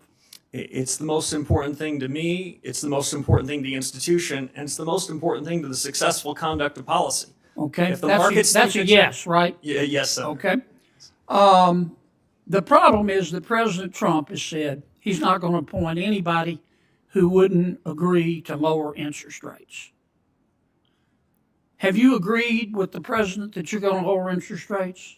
Senator, I'm glad you framed it that way. The president never asked me to predetermine, commit, fix, decide on any interest rate decision in any of our discussions, nor would I ever agree to do so. So the president has never sat you down, looked you in the eye, and said, here's the deal, Scooter. I'm going to appoint you, but you got to agree to lower interest rates. That didn't happen, or it did happen? The president never once asked me to commit to any particular interest rate decision, period, and nor would I ever agree to do so if he had, but he never did. I was honored he nominated me. Like everyone else in the committee in the world, I've heard his view on interest rates. It sounded very similar to me to every other president in economic history that I've studied. Okay, I've got one more question because I'm about to run out of my parliamentary inquiry time. I've heard your argument the last few months about artificial intelligence has made us so productive, labor so productive that companies don't have to raise prices. Therefore, inflation isn't a problem. Therefore, rates can be cut. Do you really believe that right now? No, that is not how I would characterize the story on AI. Okay, but you've said what I just said, haven't you? I have said that this is the most disruptive moment in modern economic history in the U.S. and the world. I've said that artificial intelligence, AI, short Okay, for let me American stop you ingenuity, because can have a big the effect. chair's going to cut me off. Oops, sorry. Here's my worry, that a lot of this stuff about artificial intelligence making us more productive is a bunch of hype by people who want to sell stock in an IPO. Okay, I'd be careful there. Yeah. Thank you, Mr. Chairman. I'll get to my 5 minutes in a little bit. You come back about midnight, sir, we'll go ahead and start all over again. Brand new day, sir, brand new day. Thank you for your patience. Senator Thank you. Cortez Masto. Thank you. Yes, ma'am. Mr. Warsh, thank you for taking the time with me. I appreciate meeting with you. Congratulations on this nomination, and welcome to all your family, friends who are here. Let me talk to you about a couple of things. It's really around economic theory, and we have talked a little bit about this when we were meeting. Inflation has been above the Fed's target for 5 years. Would you agree with that? Yes, Senator. Yeah, Yes. and core PCE inflation has been running at about 3%, a full point above that Fed target, correct? Yes. And so some Federal Reserve officials have said that this excess is due to tariffs. Do you agree with that? Senator, I don't. If I can make 2 points. Please. Much as we discussed in your office, I think the data that's being used to judge inflation is quite imperfect data. And among the projects that the economics profession, and if I'm confirmed as chairman of the Fed needs to do, is to try to use our new understanding and new data sources to see what's really the inflation rate in the economy. We used to use core PCE, core measures, so we'd exclude food and energy because it was sort of a rough swag as to what was going on. We don't have to do a rough swag anymore. What I'm most interested in is what's the underlying inflation rate, not what's the one-time change in prices because of a change in geopolitics or a change in beef, but what's the underlying generalized change in prices in the economy. And my broad sense is that these inflation risks and the inflation damage the last several years is improving somewhat. It has improved somewhat in the last year. The measures I prefer are looking at things that are called trimmed averages, where we take out all of the tail risks, all of the one-off items, and we ask ourselves whether the generalized change in prices is having second-order effects on the economy. Again, they're not where they should be, but I think that the trend is quite favorable. And these trend averages and the data that you're looking at now, it's not traditionally the norm that economists would use in this position. Is that correct? Some in economics profession are increasingly looking to these median type measures, but among the projects I would hope to undertake as one of the first reforms at the Fed is a data project where we would go off and we would evaluate with the public sector and the private sector, including the Bureau of Labor Statistics, a survey of 1 billion prices. And what I'm really most interested, Senator, is what's the change of that 500 millionth and one price? Because that's inflation. That's a change in the generalized level. In a market economy, prices change all the time, and I don't want to be confused by that. I want to know what inflation really is, and I still think there's some work to do. And I respect, listen, I'm listening to you today and talking with you. I respect you truly believe as an economist and a theorist in this theory, in what you are talking to us today about, which is traditionally not the norm. And many are disagreeing with you on that and publicly disagreeing. And so I understand that. But I guess the position I have is I hope you're right. But at the end of the day, my concern is people are suffering right now with high costs and we need to address it. And I don't know how long it's going to take for your economic theory to gain traction or to be proven that it's going to benefit so many people in this country right now. And here's one other thing, because I don't have that much time, and this is what is also a concern of mine, so I want you to address it. Earlier, you've been on the Federal Reserve Board, and you were there during the financial crisis of 2008. You and I talked about this. I was the Attorney General then. It hit Nevada so hard. Here's what I do know, and at that time,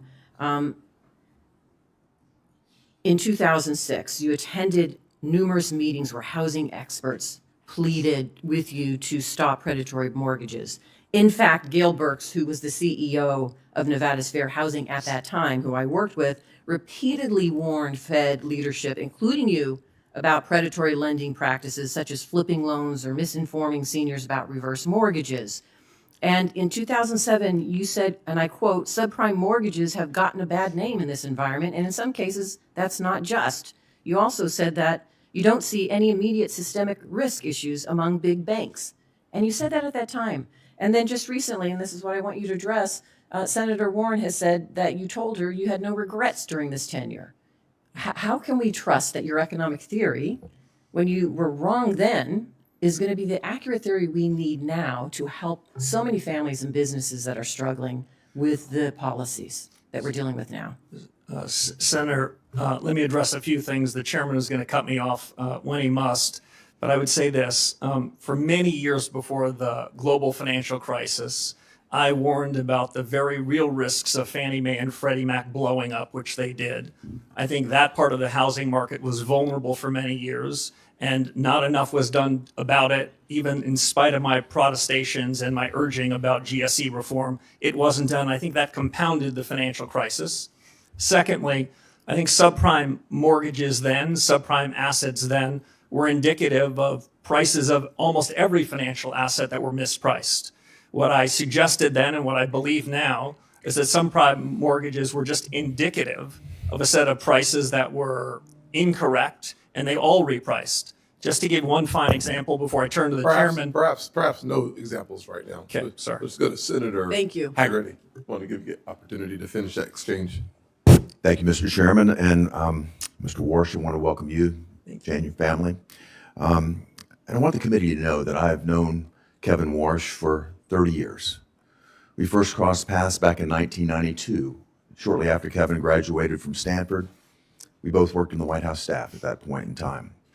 And I just want to say this, that the man testifying before us today is the same man that I got to know then. Serious, disciplined, with a true heart for public service. And I want to say this, I've said it before, Kevin Warsh is the man for the moment.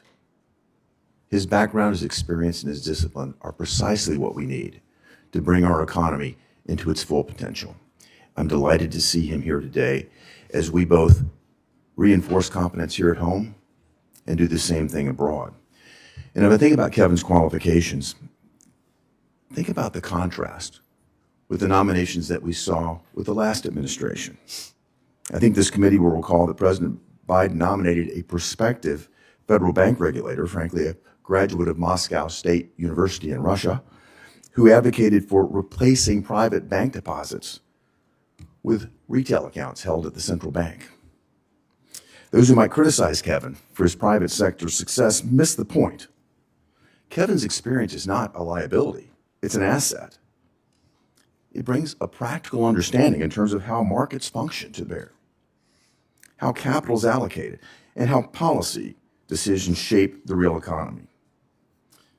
Mr. Warsh, how will your experiences in both the public and the private sector shape your governance of the Fed should you be confirmed? Senator, thank you very much, and thanks for the kind introduction. For your colleagues on this panel, Senator Haggard and I shared a desk, 91 and 92, so I've known him for a very long time. I think my prior experience at the Fed, which some of your colleagues made reference to, are going to allow me to hit the ground running. This is as consequential a moment for the U.S. economy and, frankly, for the institution as any point since the late 1970s. And so my experience at the Fed, my understanding of the people, the culture, the governance, and of the things that are ripe for reform are going to give me a leg up. we don't have a long time to do new studies and contemplate what reform should be. We have a short window to try to bring inflation back down to where it should be to ensure price stability. And because AI that Senator Kennedy referenced is so consequential, and AI is quickly becoming at something like escape velocity, it's important to revisit the Fed's models and see whether this innovation cycle, while it could have over time improvements in the price level and make the Fed's job on inflation easier, there's a question about what that means for employment, which is another part of the Fed's mandate. So I think that's part and parcel of what my background suggestion and history would suggest. But if I can make one other point, what the Fed needs is a reform to its frameworks and reforms to its communications. I've seen what the Fed's done well, and often I'll give them one cheer or two, but now more than ever, the Federal Reserve needs 3 cheers, and that's what I hope to deliver. Well, let's stay on this point, particularly, and you mentioned this in your commentary, the point of the Fed's mission creep over the years. If you think about what the Fed has done, they've strayed into what I would call politically contentious areas. They've gone well beyond their core mandate. And we've seen this across the Federal Reserve System. And what the Fed has done is eroded its credibility. It's what it should be, which is an apolitical and independent central bank. In bank regulation and supervision, the Fed's focused on non-material and often politically charged areas. I'm thinking about climate change policy here. Elsewhere in the Federal Reserve System, we've seen regional reserve banks used as platforms for promoting very divisive partisan policies. There I'm thinking about DEI, climate policy, even racial reparations. The Minneapolis Fed even went so far as to publicly lobby for an amendment to a state constitution on education policy. How far beyond the remit can they get?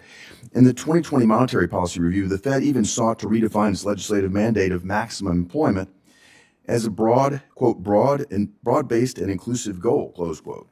I mean, that's tacitly understood to mean that the Fed should accept higher inflation to privilege select groups of Americans.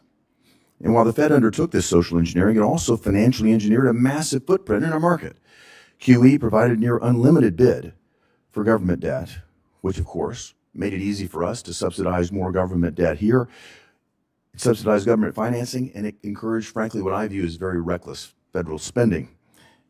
In each of these examples, we see a clear pattern. The Fed has strayed beyond its core mandate to encroach upon policy decisions that ought to be left to those of us that are democratically accountable. Mr. Warsh, the Fed's own actions have eroded its credibility. What do you think should be done to regain public trust? Senator, robust reform. The Fed can deliver on the mandate that you gave it if it sticks to its knitting. As it wanders into areas upon which it has neither authority or expertise, it loses its focus. And I'll just give one example. In 2020, as you reference, when the Federal Reserve changed its inflation framework in August of 2020, inflation was running at around 1.72%.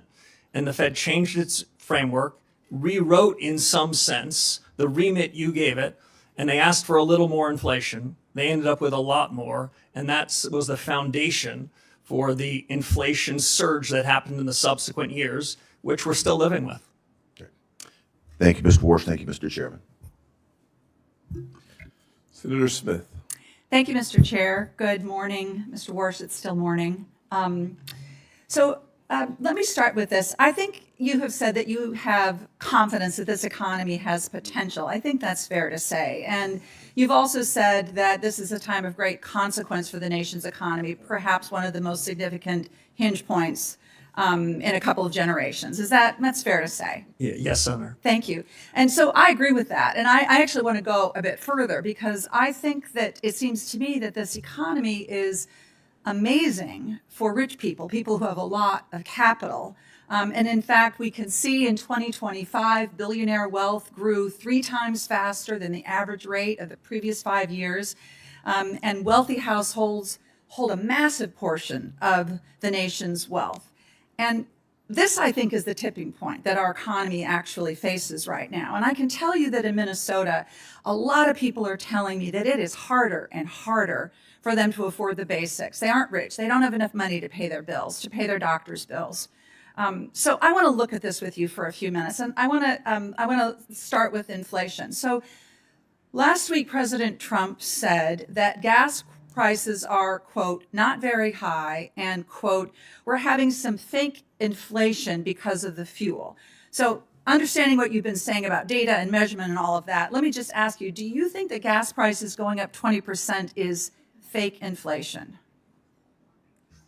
Senator, the gas prices like beef prices, eggs, milk, and the rest, they move, and when they move in the wrong direction, American people are hurting by it. There's no question about it. That's right. American people feel it. It's not fake to them. It's money that they don't have in their pocket because gas is up 20%. I think my constituents would say that inflation is real and not fake. Okay, so let's look at unemployment. At the State of the Union, the president said, quote, the roaring economy, excuse me, this is the quote, the roaring economy is roaring like never before. So do you agree with that statement? Is that how you see the economy, that it is roaring like never roaring before? So Senator, if I can clarify two things. One, there's a difference between the change in prices and inflation. The change in prices happen in a market economy. When inflation moves up, that's because the Fed had something to do with it. Now, on the state of the economy, I would say that the broad contours of the economy are improving. The potential of the economy, the real results of the economy are improving, but I think it can improve more. And I think in the years ahead, I think the economy's potential is strengthening. So, the reality is that the economic data, understanding what you're saying about economic data being not imperfect, that there was almost zero job growth in 2025. And so that looks to me like not a roaring economy. It looks like a weak economy, which is what my constituents are telling me back in Minnesota. Let me go to one last look at this. Around the country, the average cost of home insurance rose 12% last year. Now, in my home state of Minnesota, not a coastal state, premiums rose 34% in 2025. This is, of course, caused by extreme weather events, hail, floods, tornadoes, hurricanes, climate change. So is that inflationary in your perspective? Is that increase in home insurance, property and casualty insurance, isn't that inflation? So, Senator, if I can answer two questions that I think I heard, and we talked about both of these in your office. When we look at the payroll numbers every month and we ask ourselves whether it's good or bad, the job you gave to the Federal Reserve is to ensure we're at maximum sustainable employment. I think broadly speaking, the economy is running about close to full employment, though we never know what the right number is. So if Americans that want a job can find a job, then by the Fed's metric, we're at full employment. On the question of insurance premiums and the rest, when I look broadly across the economy, I would say when we look at healthcare, when we look at education, we look at housing, those prices have tended to go up more. In the less regulated parts of the economy, we've seen a downward structure, a downward change in prices, and we try to aggregate them the best we can. But I'm not exactly sure what your point is there, but I would just say that my point here is that rising home insurance rates caused by increasing extreme weather events, climate change, is another inflationary pressure that people in my state are dealing with. And this, of course, the reason I'm focusing on this is because I'm worried that because of the pressure that you are going to be under from the president to lower interest rates, that this inflationary pressure that my constituents are feeling is going to get worse and not better. And so I don't have time to ask my last question, but it is literally this. The president has said that he demands that the next Fed chair will lower interest rates. And I take him at his word at that, and that is what causes me such grave concern here. Thank you, Mr. Chair. Yes, ma'am. Senator Lumens. Thank you, Mr. Chairman. Welcome, Mr. Warsh, and congratulations on your nomination. And thanks for appearing before this committee, taking both the positive questions and some of the hostility. I apologize for my colleagues' behavior when it strays outside of decorum. My first question is about the balance sheet of the Fed. What is your view about the size of the balance sheet currently? Thank you, Senator.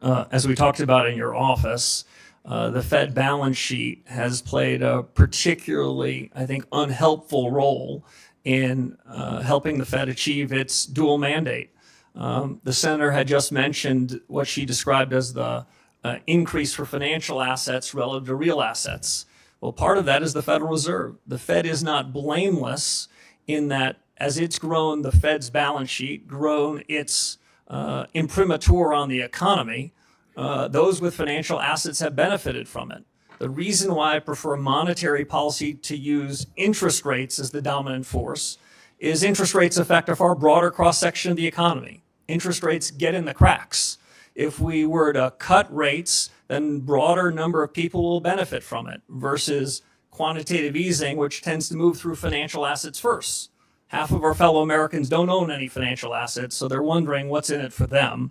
Broadly speaking, Senator, on the balance sheet, I was involved in 2008 and 9 in response to the global financial crisis that Senator Warren referenced, and we used extraordinary measures and created a bigger balance sheet. But we agreed to do that only in the times of emergencies, only when interest rates were pinned to zero. The big balance sheet has become an ordinary recurring force, and I think has been quite unhelpful, and is part of the reason why the Fed is in the business of politics.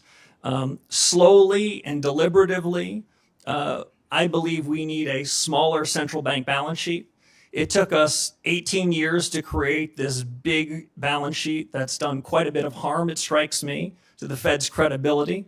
Working with the Treasury Secretary, we're going to have to find out a way in which we can take the balance sheet and make it smaller, because a large balance sheet where the Fed owns more outstanding debt than many parts of the financial markets, that's fiscal policy in disguise.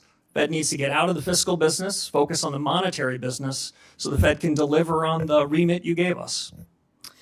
Thanks for that response, because some of us don't appreciate the connection between the size of the Fed's balance sheet and interest rates. With regard to interest rates, can you tell us a little bit about your conversations with President Trump about interest rates? Yeah, I don't want to put words in the president's mouth, but I think he has said loudly and clearly his view on interest rates. Don't think I'm breaking any news here. But I can tell you what I said, and what I said the president is what I've said to this committee and what I've frankly been writing about for more than a decade. Interest rates are the much better way to be using monetary policy than buying bonds and mortgages, some of which are issued from the United States Treasury Department. That is a confusion of roles. That leads to a set of mission creep. So interest rates are the dominant tool, and interest rates, as I mentioned, get in the cracks. My broad view on the conduct of policy from here is that too many Fed officials, past and present, opine in advance about where they think interest rates should be next meeting, next quarter, next year. I think that's quite unhelpful. As we've heard today from many of your colleagues, we don't know the state of AI. We can't be certain about the state of geopolitics. The economy is going to change. You need central bankers that are humble, that are nimble, that are open-minded, that can react when we have good data, when events strike us. My broad view is that interest rates need to be forward-looking, need to be based on better data, and we should have a big, robust deliberation inside the FOMC. I tend to favor messier meetings than some, where people don't show up with rehearsed scripts, but we can have a good family fight. If the central bank has that good family fight, I think that they're going to make better decisions. And if they happen to make mistakes, they'll correct them sooner. So I'm not one for pre-deciding what interest rates should be. I never said to the president where I think rates should be. I never committed any such thing, and I wouldn't have even thought about doing so. Quick yes or no.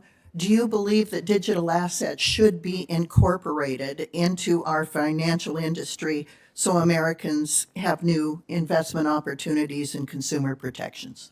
Senator, digital assets are already part of the fabric of our financial services industry in the United States, yes. Thanks, Mr. Walsh. Senator Warnock. Thank you, Brother Chair. Mr. Warsh, congratulations on your nomination, and I appreciated our time together in my office a few weeks ago.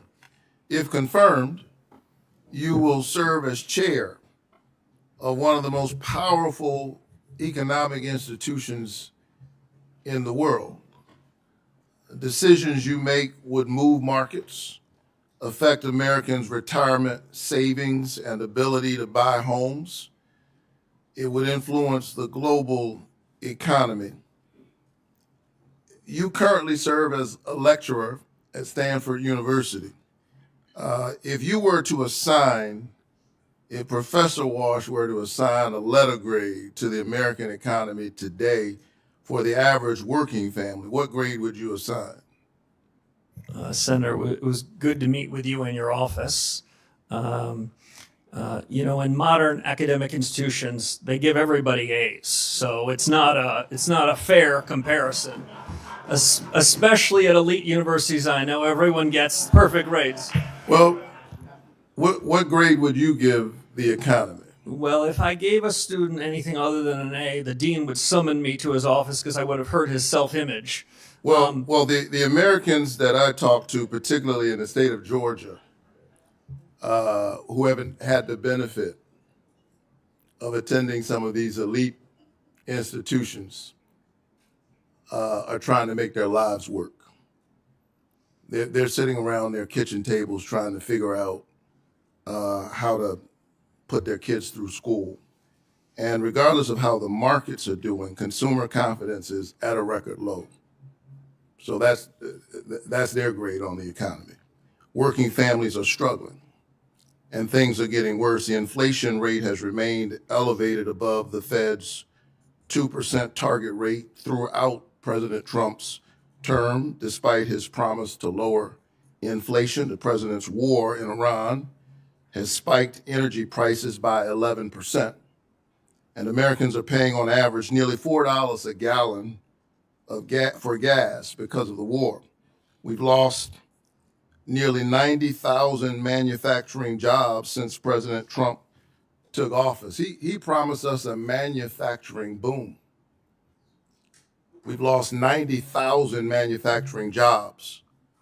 And Americans already dealing with high prices paid $1,000 more per household in 2025 as a direct result of President Trump's illegal tariffs, which he remains committed to in spite of the Supreme Court decision. He does even better than this practice of these institutions. When asked what grade he would give the economy, he said an A, and then he thought about it and said, no, actually A plus plus plus. And as I thought about his answer, I was wondering who was he talking about? Who is it an A plus for? Certainly not the ordinary working class Georgians that I'm fighting for every single day. Maybe the people closest to him. But I'm hard pressed to think that folks across the state of Georgia who are looking at their grocery bill, looking at their gas bill, looking at the $1,000 that they've had to pay would give the economy an A plus plus. What are your thoughts? Senator, thank you. If the Fed were to execute on a series of policy reforms, then I believe the economy can be stronger. I believe inflation can be lower, and I believe real take-home pay can be higher. I think the Fed is not blameless for the divergence you described between those that have financial assets and those that don't. Had the balance sheet not been brought from the $800 billion level when I showed up at the Fed in 2006 to an order of magnitude higher, if the Fed had kept a smaller balance sheet, the way the senator I just talked about a few moments ago, I think interest rates could be lower, inflation could be better, and the economy could be stronger. Yeah, you discussed your theory of the case with me in that regard. But I think you would agree that the recognition, I think you implicit in your testimony is the recognition that this is not a plus plus economy. In your economy, in your testimony, you note the importance of price stability and correctly note that inflation means people lose purchasing power, particularly harming low-income folks. But I also noticed your testimony did not really discuss the Fed's other mandate, and that's to maximize employment. Inflation is critically important, but if you don't have a job, you're in trouble. Do you view the Fed's mandate for maximizing employment as equally important to its price stability mandate? And are you concerned about weak job growth numbers? Before the nominee answers the question, the senator from the elite university, Morehouse, is out of time. So I appreciate the question. But we will have the answer submitted for the record. I know you wanted to attend Morehouse College. I'm sorry. Everybody wants to attend Morehouse, by the way, but I am a Charleston Southern buck. I appreciate We're very happy about that. He couldn't get into Charleston Southern, but it's good you got in somewhere. This is good. If you can't get into Morehouse, go to Stanford. Everybody's got jokes up here, so we'll go Senator Brett. Thank you, Mr. Chairman. Before I get started, I want to emphasize that transparency and accountability at the Fed are absolutely vital. The American people need to have trust in our government. We need to have trust in our government agencies, and that includes transparency and accountability at the Fed. So when we're talking about billions of dollars being spent on renovations, it's absolutely appropriate for Congress to ask questions. And it is absolutely appropriate for Congress to get answers. We need to understand where this substantial amount of money has gone, and we need to ensure that every institution, including the Fed, is always making decisions that are in the best interest of the American people. And so I urge everyone involved to make sure that any outstanding questions on this matter come to fruition so that we can get answers and move on and have a smooth and timely transition and a confirmation process, of which I want to say congratulations on both your nomination, your willingness to be here today, and I also want to say that to your family. I think a lot of people miss the fact that when any of us step up to serve, that it's not just you, your family that goes through so much. And so we just want to say that sacrifice is often overlooked, and we certainly appreciate your family being with you today and all of you and what you're willing to do here. I had a chance to get to know you over the years, and as many of my Republican colleagues have and other colleagues, and I think we would all say you are absolutely the right man for the job at the right time in our country's history, and I am excited about your leadership at the Fed.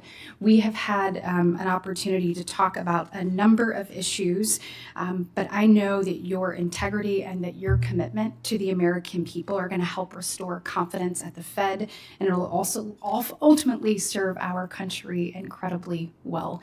So it's not going to be any easy task to return that confidence. We have spoken about needed reforms at the Fed on the monetary policy side and also the operational and internal standpoint as well. And of course, your calls for reform aren't baseless. You served at the Fed during one of the most challenging times. You just referenced it in your previous answer to a question from my colleague across the aisle. I believe you said there was a balance sheet, $800 billion, when you showed up in 2006. So talk to me a little bit, speak to me about that, about what you have seen during your time and tenure at the Fed already, and then what other life experiences you have that you will bring as you tackle this role. Yeah, so Senator, great to see you again. So the chairman knows I worked with the senator when she was a staffer on this very committee, and I was a young staffer myself. So it's an honor to be here. And Senator, as you know, this is a serious responsibility. I'm honored the president nominated me for it. This is a time of consequence, not just for the country, but for the central bank. I think the central bank can go back to first principles and improve itself. I see most of the actions of the Fed come from good intentions, but when you gave the Fed a remit, it wasn't a general roving remit to do what it thought was right. It was a particular remit to focus on particular issues and to not wander. And that's the trade-off on independence. Independence about the conduct of monetary policy, where we can hear criticisms from others in the economics profession, elected officials, and we should be open-minded to them. Listen, I think there's been a considerable amount of groupthink in the economics profession, and so being open-minded to it is important. But outside of monetary policy, it's important that the central bank work with the government on areas of overlap. And so I think that's likely to happen going forward. If you ask Senator Britt about my biggest lessons are about how a central bank should be acting in crisis times versus in normal times. In the crisis of 2008 and the pandemic of the crisis of 2020, that's when the Fed needs to take extraordinary measures. Going back to the founding of the Fed in 1913, it was created to respond to shocks. And so there, I think central bankers often should get the benefit of the doubt. When the world is racing away from it, the real economy is suffering fast, the central bank should show up with liquidity support. But the job of the central bank is to try to mitigate those risks in advance, to buy insurance so that we don't go from shock to shock, from boom to bust. And so my criticism is more about the conduct of monetary policy and regulatory policy in normal times. And that's the area that are in need of reform. We have a window where the economy is improving, but I would say more improvement is still possible. And it's during this policy that we need to look introspectively, look fundamentally at reform. So when there is another risk, there is another shock, the central bank is prepared to address it with less harm to the real economy. Thank you so much. I am out of time. I look forward to your service to our nation, and I know that we will be in great hands. Thank you. Thanks, Senator Britt. Senator Kim. Thank you, Chairman. Mr. Warsh, good to see you. I guess I just wanted to start off by talking about just the state of American families right now. Nearly 60% of people surveyed say that they're worried about affording the very basics, rent, gas, groceries, the bills. 60% of Americans say that they cannot handle a $1,000 emergency. 40% of Americans saying that they can't handle a $400 emergency. I wanted to ask, do you agree that the American families are struggling right now with affordability? Senator, as we discussed in your office, central bankers should not be second guessing what people feel and see in their own lives. People's lived experiences matter to them. What I can say is the central bank has some responsibility for the things that you've described, and that the legacy of inflation, what I think is the biggest economic policy error in 40 or 50 years, happened just a few years ago, and we're still living with the remnants of it. I think inflation is less problematic than it was a couple of years ago, but I would not. But the problem of affordability continues, though. That sounds right, right? Yeah. Because I'll be honest with you. When I hear, I heard 2 months ago President Trump say, he said, "quote What word have you not heard over the last 2 weeks? Affordability, because I've won. I've won affordability." It sounds like you would disagree with that assessment that the fight for affordability for American families is over. So I think the trend is going in the right direction. But we still have more work to do. Well, the way I would describe it, Senator, is the cumulative increase in prices starting in early 2020 till now is between 25 and 35%. So I understand what hardworking Americans say. It's still a struggle. That's a legacy of a past policy error. One thing that you talked about before is about just the real costs that families are facing right now. And I appreciate that you were pushing back on that comment that the president had about calling the energy prices and the fuel price increases that we're having fake inflation, because right now Americans have paid more than $8.4 billion more in gas during the first month of this war. Fertilizer, 70% of respondents to the Farm Bureau survey said that fertilizer is unable to be afforded right now, just given the price increases. Are you concerned that there could be real long-term effects of this war in Iran, especially if we're continuing to see these challenges when it comes to fuel and fertilizer? Senator, if my reform agenda, if confirmed, stands for anything, it's for the central bank, especially the Fed chairman, to stay in its lane. I know that, but I wouldn't want to wander outside of it. I'm happy. But you're also charged with forecasting in terms of understanding where our economy is going. So does an impact of that magnitude rise to something that the Fed should keep an eye on and be concerned about?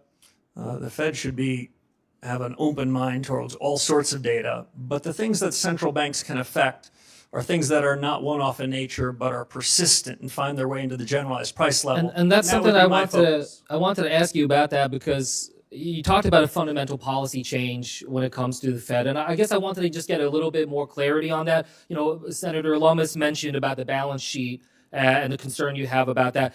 What level do you think the balance should be at? You know, if it's 6.7 trillion now, where do you think the goal is in your mind?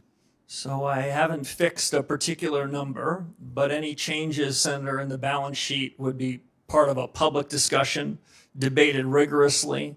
And if and when the central bank comes to a judgment about a new balance sheet policy, which I hope the central bank would, it would be described well in advance. As I mentioned, it took 18 years to create this balance sheet problem, and we won't be able to fix it in 18 minutes. And so that's why I think deliberation here is important. But it suffices to say it should be smaller, and at least as important, it should not be holding long-term treasury assets as if it's the fiscal authority. That's when it gets into politics. I appreciate you saying that it's important to be able to have that public discussion. I mean, one thing that's come up as I've been engaged with different experts is concern about rapid reduction. If you are moving in that speed, it could generate a number of concerns, including upward pressure on long-term interest rates. So I guess I just wanted to check, do you share that concern? You know, as you are thinking about how to reduce it, do you also understand, though, that there are concerns about rapid reduction in the speed with which you're trying to go down? Yes, Senator, and that kind of regime change would have to be deliberate, well orchestrated, well choreographed, and well described so that unnecessary upset are not done to financial markets as we go to a policy regime change much more focused on interest rates. With that, I'll yield back. Thank you, sir. Senator Ricketts. Thank you, Mr. Chairman. Thank you, Mr. Warsh. It was great to see you in my office. Thanks for coming by. I want to continue to talk about inflation because it is something that is incredibly important. I think you share the view that inflation is a silent tax on American households. Is that accurate? Senator, it's accurate. It's the most regressive tax that anyone in Washington could come up with. If you were trying to do the most harm to the least well-off among us, inflation would be the way to do it. Yeah, and my colleagues on the other side of the aisle have been talking about that. And I note, at least I don't recall, that they ever talked about that during the Biden administration. Because it was during the Biden administration that we saw this record inflation, this 40-year-old high inflation. And yet my Democrat colleagues were silent about it back then. Now they want to talk about it. But of course, American households were hurting back then as well. Inflation was caused by President Biden's reckless policies and reckless spending.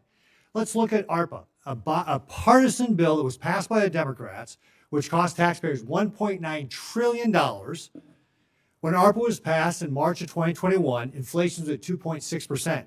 Inflation quickly accelerated. It was over 5% by May, June, and July. And by the end of the year, December, it was 7%. Does federal government spending have anything to do with inflation, Mr. Warsh? Senator, as we talked about in your office, my view of inflation is a bit different from some. I don't think inflation comes about when the economy grows too much or hardworking Americans get increase in their wages.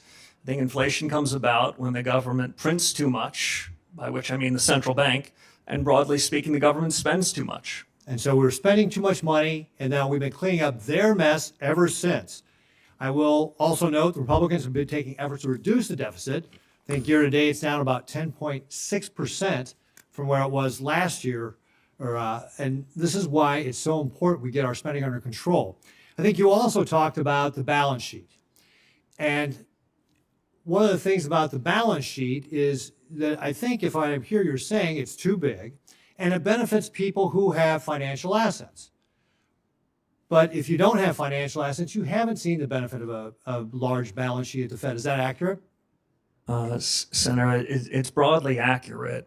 When the large balance sheet was created in the 2008 financial crisis, the agreement between my colleagues and I was that we would only use this in an emergency scenario because the transmission mechanism for a large balance sheet goes two ways, through signaling effects and through asset prices. Now, at the time of the financial crisis, financial asset prices were down 60 or 70%, and so it was understandable. Interest rates were at zero. But in the ordinary course, the central bank, an independent body, should not be adopting a set of policies that have that kind of distributional consequence. That's why interest rates are a better way to be setting monetary policy. So if I don't want to put words in your mouth, but just what I hear you saying is let's reduce the size of the balance sheet because that benefits maybe half the American population. And then let's focus on interest rates and inflation so we can benefit all Americans. So that if we take interest rates down, that benefits all Americans. You said it gets into the nooks and crannies. That if we get inflation under control, that is how we benefit all Americans.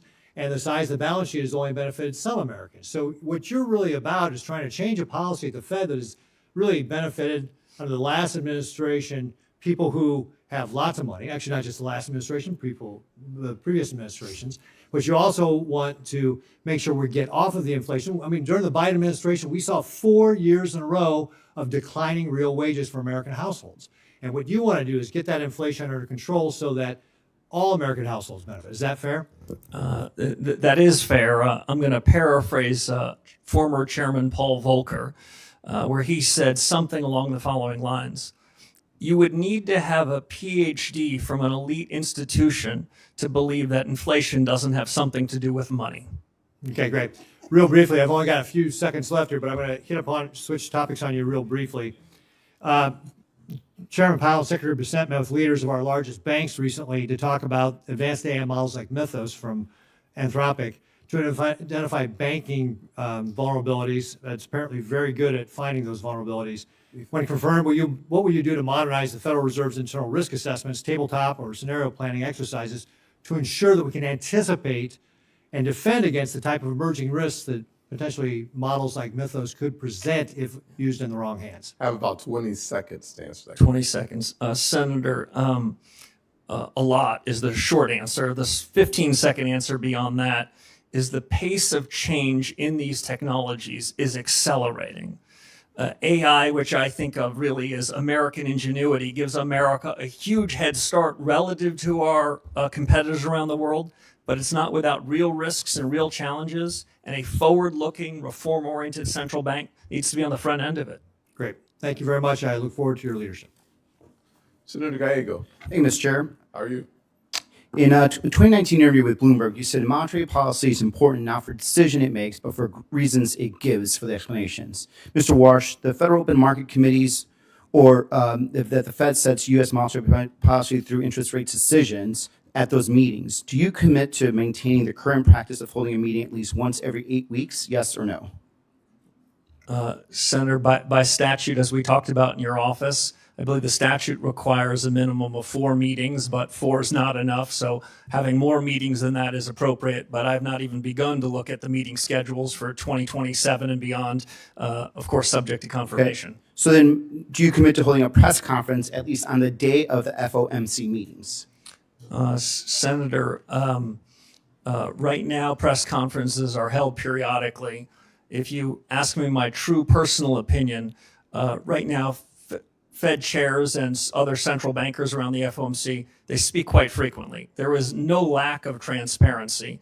But I would say this, I think truth-seeking is more important than repetition. Absolutely. If one has a press conference, one wants to deliver some important news. Perfect. So and I to would follow up on that, then would you commit to taking questions at those press conferences? If a press conference were held, I think it would be incumbent to hear what the reporters of the day had in mind. Thank you. I'm glad, our personal meeting regarding this was very enlightening. Earlier today, you said to Senator Kennedy that President Trump never demanded you to cut interest rates in your job interview. Is that your sworn testimony? That is, Senator. Okay. Well, someone here is lying then, because it's either you or President Trump. Because in an interview with the Wall Street Journal of December 12th, President Trump confirmed that he pressed you on your commitment to support interest rates cuts. And I quote, during a 45-minute meeting with Warsh on Wednesday at the White House, the president pressed Warsh on whether he could trust him to support interest rate cuts if he were chosen to lead the central bank. According to people familiar with the meeting, Trump in the general interview confirmed that, repeating, Mr. Chairman, I'd like to enter for the record the Wall Street Journal article, December 12th. Trump says he's leaning towards Warsh or has it to lead the Fed. So, this brings up an issue of credibility at this point. Who's lying here? Is it you or the president? Because the president confirmed that he did ask you to cut interest rates. Senator, there's, of course, a third alternative. You cite a couple of reporters for a leading financial newspaper. I recall reading that story at the time. Did you issue a correction? I think those reporters either need better sources or better journalist standards. Did you ask for a correction? There are things in the newspapers that I see all the time that don't strike my ear as correct. So it is, in your opinion, that the president then is lying when he said he did not ask you? I can only repeat to you, Senator, what I said to several of your colleagues. So you did not. You right now, under sworn testimony, are saying just to right now that the president of the United States in that job interview did not ask you to cut interest rates. The president never asked me to commit to interest rate cuts at any particular meeting over the period of my tenure at the Fed. He didn't ask for it. He didn't demand it. He didn't require it, and nor would I have ever done so. So if these reporters come back and say to do another follow-up on this and they confirm what they heard, what will your response be? Well, my response would be what I suggested to you a few moments ago. As I read that story in real time, I remember thinking they either need better journalistic standards or better sources. So, here's my problem, Mr. Chair and colleagues. And Mr. Warsh, I think you're incredibly qualified. But a lot of us are actually worried about the integrity of the Federal Reserve. We're worried about what this means for the economic markets, and we're worried about what this means for inflation. We're worried about your independence, and now we're hearing direct contradictions whether or not you were directly asked by the president to cut interest rates, and you're saying no, and he's saying yes. And I think for a lot of us, there's a question now of credibility. And I think there's a real reason why many of us are not voting no. As a matter of fact, until you verbally spoke to Mr. Kennedy and answered his question that he did not the president did not ask you to cut interest rates, this was not even going to be brought up. So there's definitely right now a true question about who is lying here. It's either you or it's the president. I yield back. Senator, if I might respond? Certainly. Thank you. I take my responsibility to be an independent leader of the Federal Reserve very seriously, if confirmed by this body. I take the integrity of the office and my personal integrity very seriously. And I stand by every word I said. The president never asked me to commit to any such thing, nor would I ever do so. Mr. Banks. No, sir. Thank you, Mr. Chairman. Governor Warsh, congrats on your nomination. As we spoke about during our meeting in my office, I strongly support your nomination and look forward to voting for you to be the next chairman of the Federal Reserve, and it can't happen soon enough. One policy area that we strongly agree on is the threat that China poses to America's economy. In fact, you've written publicly that China is deliberately positioning its financial system to rival U.S. leadership and actively working to elevate its currency on the global stage. Can you talk for a minute about how the Federal Reserve reinforces the strength of the U.S. dollar as the world's reserve currency in the face of that challenge? Sure. Senator, it's great to see you again. We talked about some of these issues of the G2 rivalry, the rivalry between the U.S. and China in your office. If confirmed as chairman of the Federal Reserve, I will then have to say that it's the Treasury Secretary's business to talk about the dollar. It's the Fed chairman's business to talk about interest rates. But I think I can say this quite comfortably. The dollar is the linchpin of the global economy. The United States and the Federal Reserve is a beneficiary of the strength of the dollar. The U.S. financial system is the most important financial system in the world, and the central bank's been charged with really important responsibilities in overseeing it and supervising it. There are risks to the U.S. position in the world, including economic. The economic statecraft agenda led by Secretary Bessent, Secretary Rubio is an important one.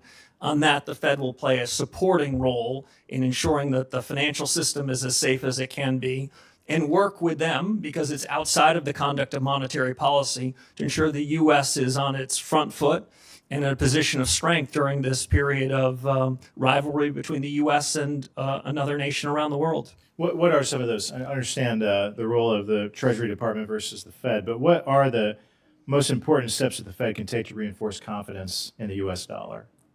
Deliver stable prices, Senator.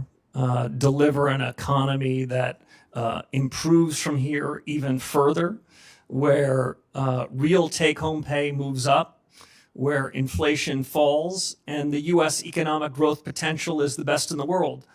I mentioned earlier, Senator, something that I really do believe. AI is a testament to American ingenuity. The United States is the best positioned country in the world to take advantage of it so that the U.S. economy, U.S. workers benefit from it.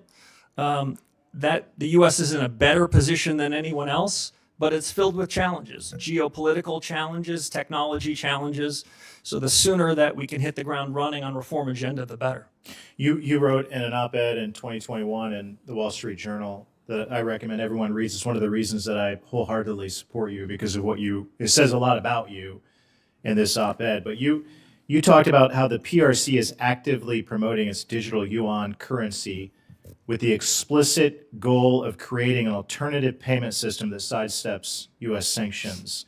You've been very clear that China's not playing by the rules.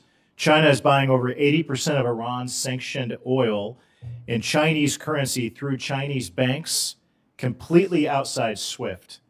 The Iranian government says it is charging ships to transit the Strait of Hormuz and collects payments via crypto and Chinese currency.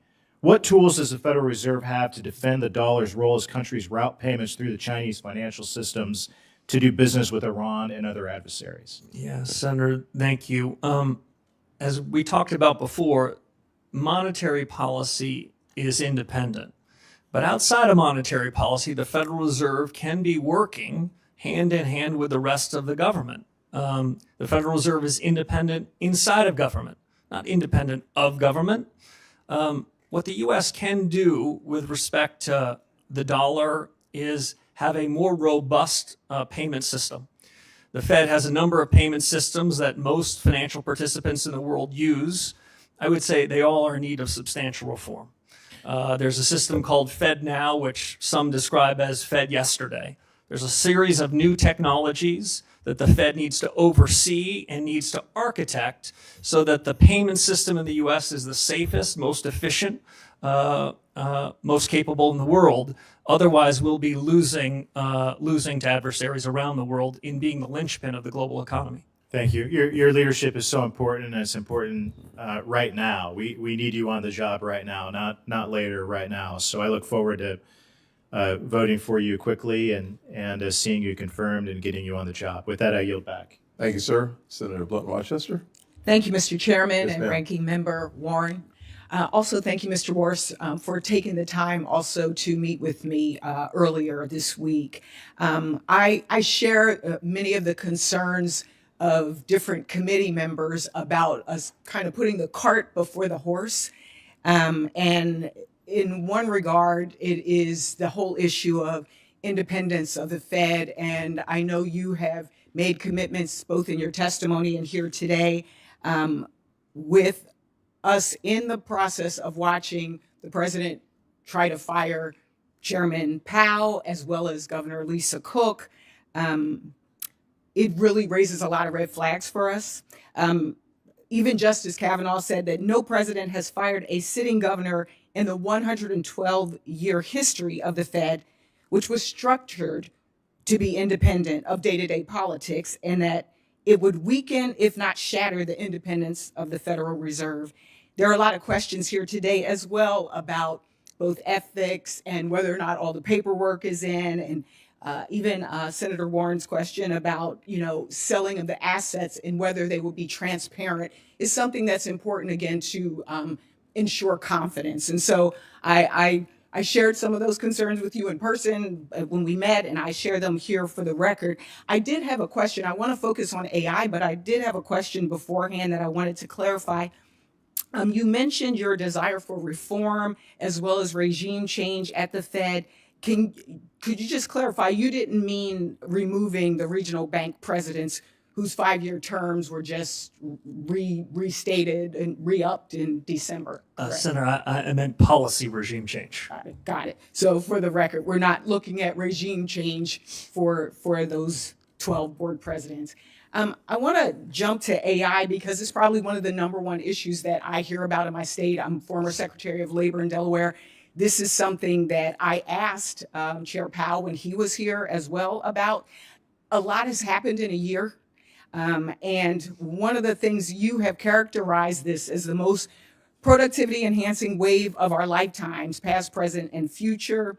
You have described it as structurally disinflationary, and that central bankers must make a bet. I'm in the camp with Senator Kennedy. I'm concerned about us making a bet on something that we know. You've said it, Chairman Powell said it. We don't have the data to even understand yet. And so my first question is, what happens for policy if that surge doesn't materialize as expected? Yeah. So, Senator, I enjoyed our discussion. I think the essential elements of a new policy for the Federal Reserve is to get access to better data and to dig deeper into the productivity possibilities that can come out of this new investment wave. Today we call it artificial intelligence. 2 years from now we're going to call it business CapEx, and 3 years from now we're going to call it just ordinary business. I think it has two important effects on the conduct of policy. I don't claim to have perfect knowledge of how any of these are going to go, but I do have an intuition that the pace of change is accelerating. I'm sorry, Senator, go ahead. I was just going to ask, how much of your view on interest rates depends on those productivity gains showing up quickly? Yeah, so I think it has two elements. One is the increase in capital expenditures to build data centers and the rest. That will have an effect on demand. That will increase demand. My guess is a few tenths of 1%. But on the supply side of the economy, to increase the potential output of the economy, that could be considerably bigger. We don't know that. We can't bank on that. But considerable work needs to be done by the Federal Reserve in evaluating this productivity wave. As I said before, monetary policy works with long and variable lags. So you have to make some informed judgments. And unlike other people in office, if the judgments are wrong, you've got to call the flag on yourself and correct them. Well, I think there's been a lot of conversation here about concerns that in your record, in your history, you have been hawkish on inflation rates and keeping them low. And now we're looking at AI. What I don't want to see is us use AI as an excuse. Yes. For making good policy. Too much depends on it. Too many families' lives depend on it. And in our conversation, I also talked about the fact that I know Wall Street is going to be okay, but who we're concerned about as well is Main Street. Yeah. Thank you. I yield back. Thank you, Senator. Senator Kramer, you are recognized. Thank you, Mr. Chairman. Thank you, Mr. Warsh, for being here. Thanks for stepping in the gap. Thank you. In fact, I'm a little bit curious as to why you even want to do this. I'm thinking, I don't know. I don't know. Anyway, congratulations on the choice. By the way, with regard to independence, real quickly, I find it curious. In fact, I've often found curious that people expect somebody who's appointed by an elected official has to be confirmed by 100 other elected officials would somehow not have a philosophy. That's what I hear sometimes. Like, why don't we, speaking of AI, we should just have an AI Fed chairman. That way it'd be completely neutral, right? Other than the people that put all the information in the algorithms. Anyway, that said, I think we should not forget that it would be common for a president who believes that interest rates should be lower to want to nominate somebody who has expressed that maybe interest rates could be a little lower, as opposed to the quid pro quo that's being accused of today. So I'm just grateful you're willing to do it. By the way, the other thing about independence that strikes me with regard to the Fed, do you have any idea how often an interest rate decision by the Fed is a 12-0 or a 10-0 vote? Do you have a sense of it? I do, Senator.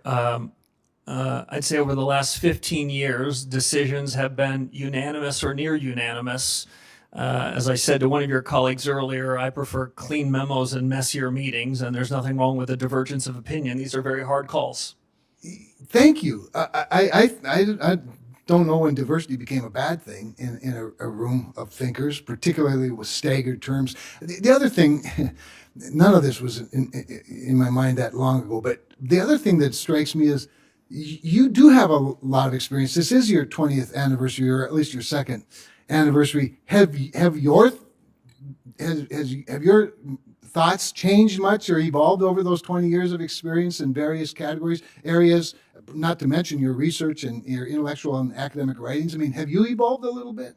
Absolutely. I'll make 3 points if I can. One is it is essential for the chair of this organization to be open-minded to new ideas. The world is moving fast.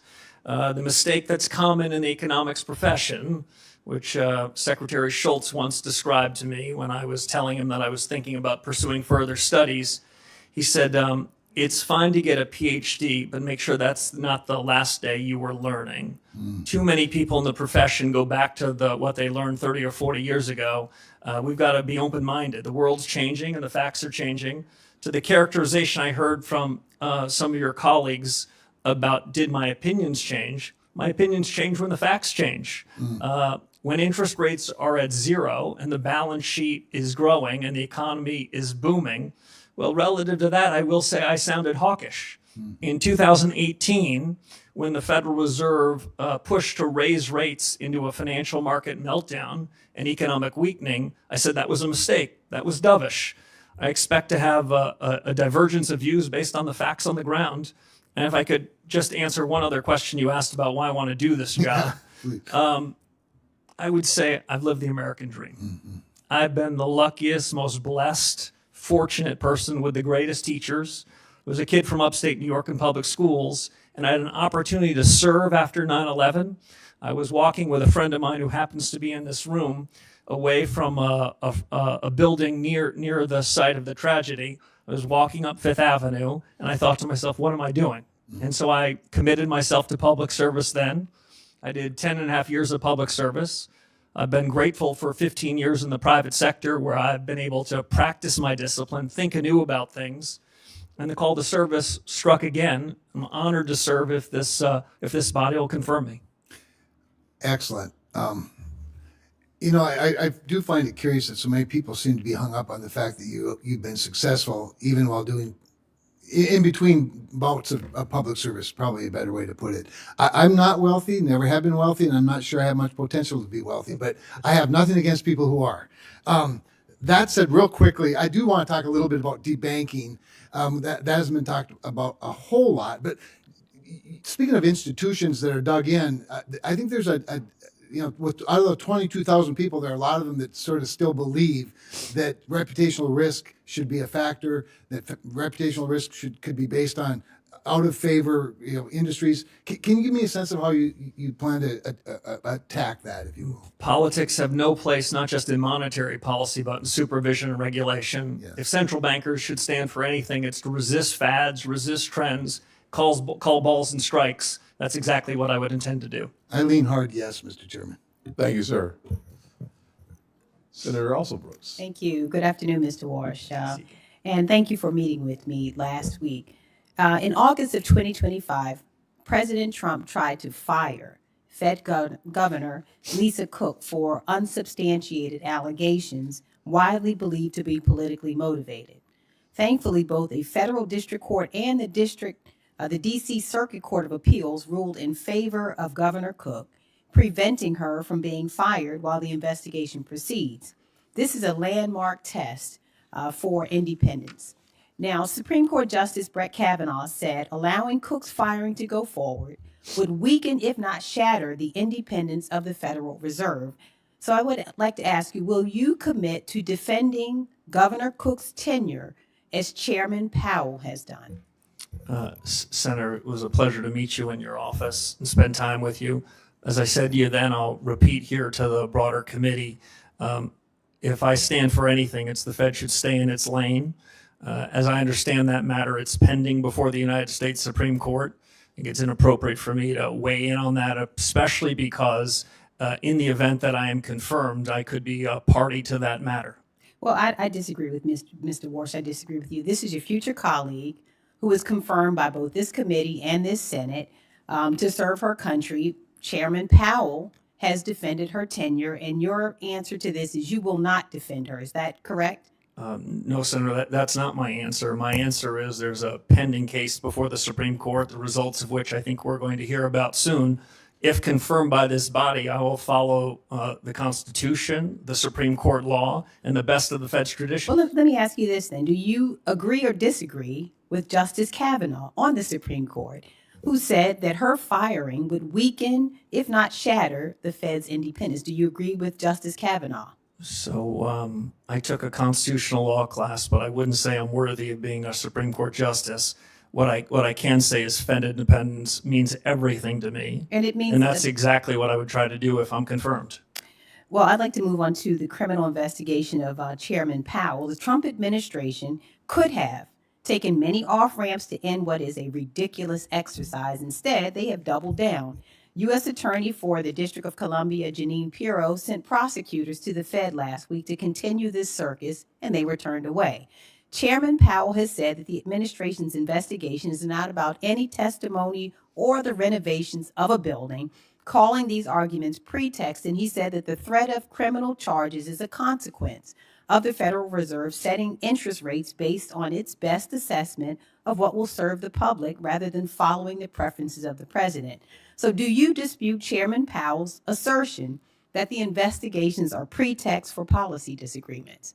Senator, as I said with respect to the other case, this is also pending before the courts. I have a ton of confidence in the court's ability to make a final resolution. I'd abide by any judgment of the courts and would follow that judgment in the best of the Fed's traditions. It's difficult. Let me just ask you another question instead. Just a few days ago, bless his heart, President Trump called Chairman Powell a stubborn, incompetent person who he said suffers from Trump derangement syndrome. Now, can you say before this committee that you disagree with this characterization? Yeah, my disagreements with Chairman Powell are about policy, not about personality or personnel. Okay, let me ask you another question about the president. Now, my colleague a moment ago said to you that the president, you said the president has never asked you about lowering interest rates, and you said he never specifically, is the word you used, demanded that you decrease interest rates. Well, did the president generally suggest this to you as well? You know, in my recitation to your colleagues, I wasn't trying to be clever. The president never generally or specifically instructed me, suggested I should commit to any interest rate path whatsoever. Okay, let me go to another point. So if the Senate does not confirm you by May 15th, the president may inject more financial chaos into our economy by illegally attempting to remove Chairman Powell and installing someone else until your confirmation. Now, the law is quite clear here. If there is a vacancy, the current chairman continues to serve as chair pro tem until the Senate confirms a replacement. But the Trump administration is gearing up to fight this assertion. And I expect every financial leader and reporter is watching your words right now, which can move markets. So I'd like to give you an opportunity to reassure them. Do you agree that the law requires the current Fed chair to continue serving as interim chair while this replacement is confirmed? So I haven't been advised on that. I will say this. I was a summer associate for 8 weeks at a law firm, and that was the extent of my legal career. I'm certainly not capable of defining whether the Vacancy Act applies to the Federal Reserve or not. All right. Thank you. Yes, ma'am. Senator Bernie Moreno. Mr. Chairman, thank you for the honor of going last. I know that's normally reserved for people with much more status than I have, so I appreciate that very much. Mr. Chairman, I'm going to read something here for a second. Mr. Chairman, it's clear that Mr. Warsh is tremendously accomplished. He is committed to strong capital standards, effective supervision, and meaningful market discipline. He knows unequivocally that the Fed must be independent, non-ideological, and nonpartisan. And for this reason, I am proud to support his nomination. I wish I had said those words, but those are the words of Senator Chuck Schumer when he voted to confirm you, in fact, introduced you. So I would like to enter that into the record. As they say, there's nothing wrong with that, but it looks like Democrats used to love you at one point. What changed? The Senator, I don't know. You didn't catch the Seinfeld reference, so it's just proof that you did not watch the show. All right. Let me ask you some quick rapid-fire questions. I know people have enjoyed being here this long, but maybe not others. The a lot has been said, and I think it's important on the plight of working Americans when it comes to being able to afford the basic elements of what it means to be somebody here who's successful in the working class. Are working class Americans better off or worse off than they were 3 years ago? The aggregate statistics show improvement, but I do want to suggest with better Fed policy, I think the improvement can be stronger. No, clearly. But we're not done, and we have a long way to go. But if you're somebody who's an average working American today in 2026, you're better off than you were 3 years ago, because 3 years ago, you were getting demolished by generationally high inflation. Is that true?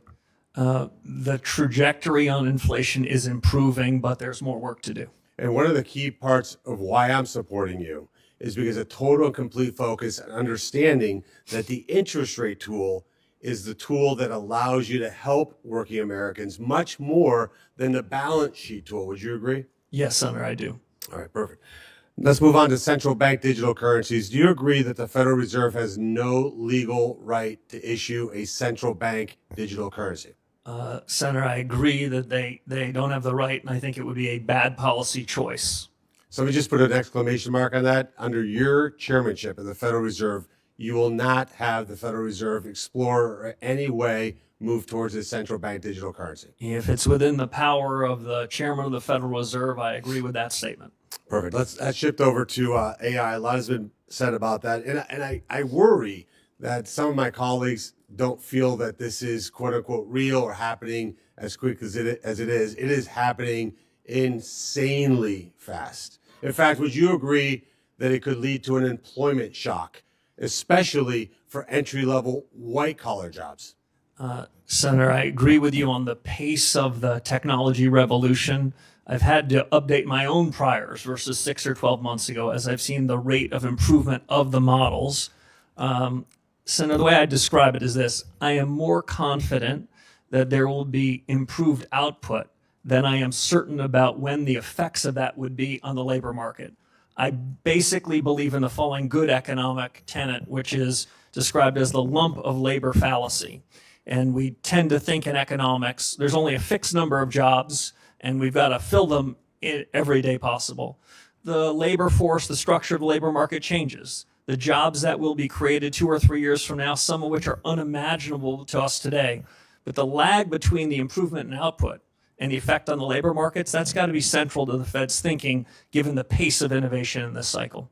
And this concept of price stability plus maximum employment, that maximum employment piece is problematic when policymakers open our borders and let tens of millions of people come into this country illegally. Is that not correct? I'm gonna let you guys handle immigration policy. I'm gonna have plenty on my plate if confirmed. Adding 10 to 20, 30 million people into the country when you're trying to make certain that everybody here has a job is problematic, correct? The central bank takes the labor market is as it is, and that's a function of policies you and the administration put in place. It's not our place to be opining on that. Okay. And let me just add one last thing and more to your wife. How did you get so lucky to have a guy that's so romantic that on Valentine's Day of 2006, he brings you to a Senate hearing? I mean, you set a high bar for all of us. Look, I'm going to ruin the suspense for everybody. You're going to be confirmed. You're going to be the Federal Reserve Chairman. And most importantly, you're going to do an incredible job. And I'm honored to be able to have been part of that process, and will vote for you resoundingly. Thank you, Senator. Well, that concludes the question and answer portion of today's hearing. I'd like to thank our nominee for testifying before the committee today, and thank you for your willingness to serve our country. For senators, all follow-on questions for the record must be submitted by tomorrow, April 22nd at noon. And for you, the witness, please respond by Thursday, April 23rd, 1 p.m. to the written questions you receive in order to facilitate this committee promptly processing this nomination when it comes. With that, this hearing is adjourned. Thank you. Thank you, sir. Yes, ma'am. All right. Whoa.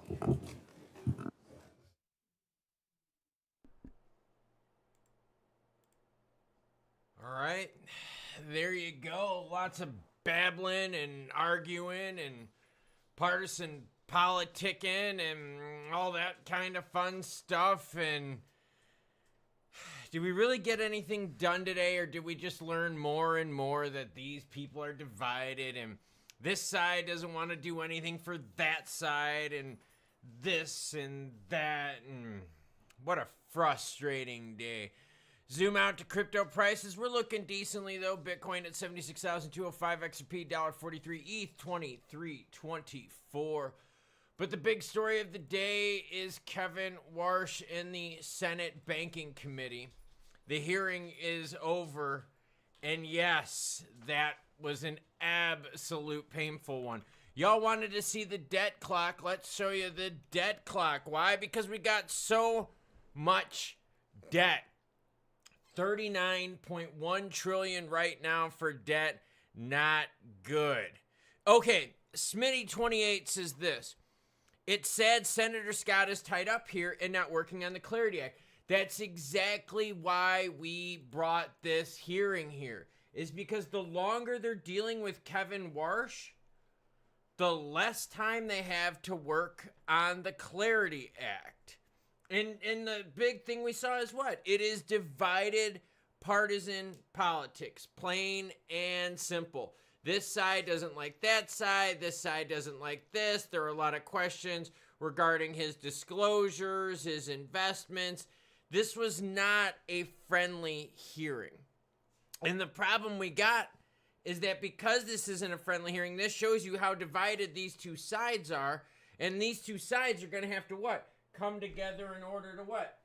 Get crypto regs passed. So how is that going to happen? How is that going to happen?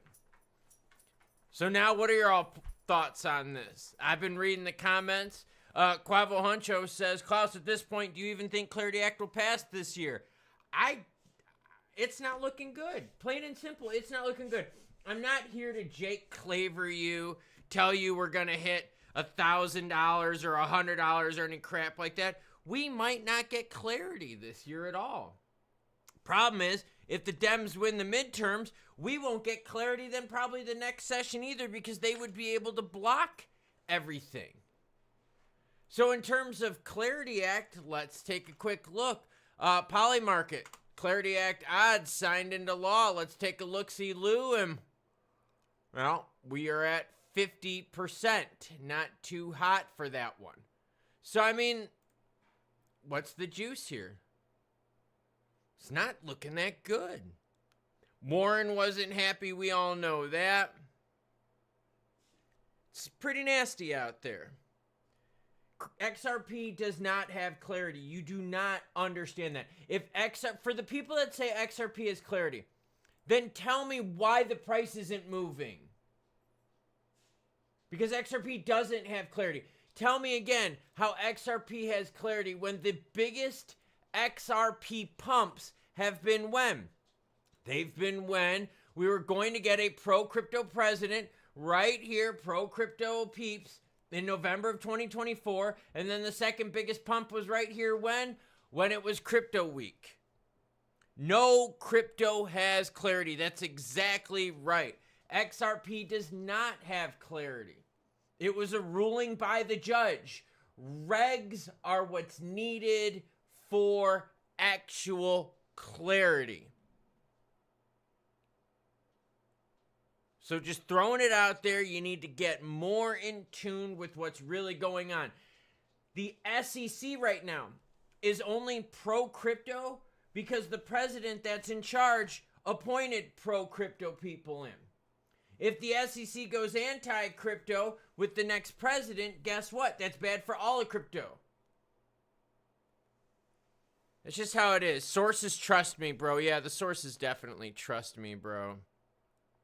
Next pump due is at election times. Yeah, it'd be nice to see it. It all depends. If the House goes the way of the Democrats, they will block regs, plain and simple. Plain and simple. And yes, it does suck. Don't blame Katie. I like that. It says it does suck. I don't BS you with stuff. I tell you exactly how it is. And Loomis did. Loomis looked like the djinn on the movie where he's like, would you like to make a deal?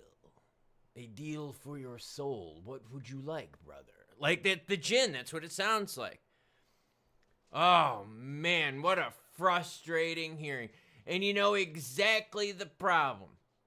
The problem is people like Tillis are saying, you know what? We're not going to do markup in April. This hearing here is going to delay us even further because these people are going to be busy with this stuff still. You even have Republicans saying, hey, look, we're not going to pass this stuff in April. We're going to do it in May. How are you going to do it in May? These people are going to start looking for re-election. That's not a good sign right there. These people worried about election are going to be going what? They're not going to be doing anything that's pro-Trump if they're Democratic, right? They're not going to vote that way. Definitely not going to work that way. So we might be kind of stuck. Now here's what we'll do.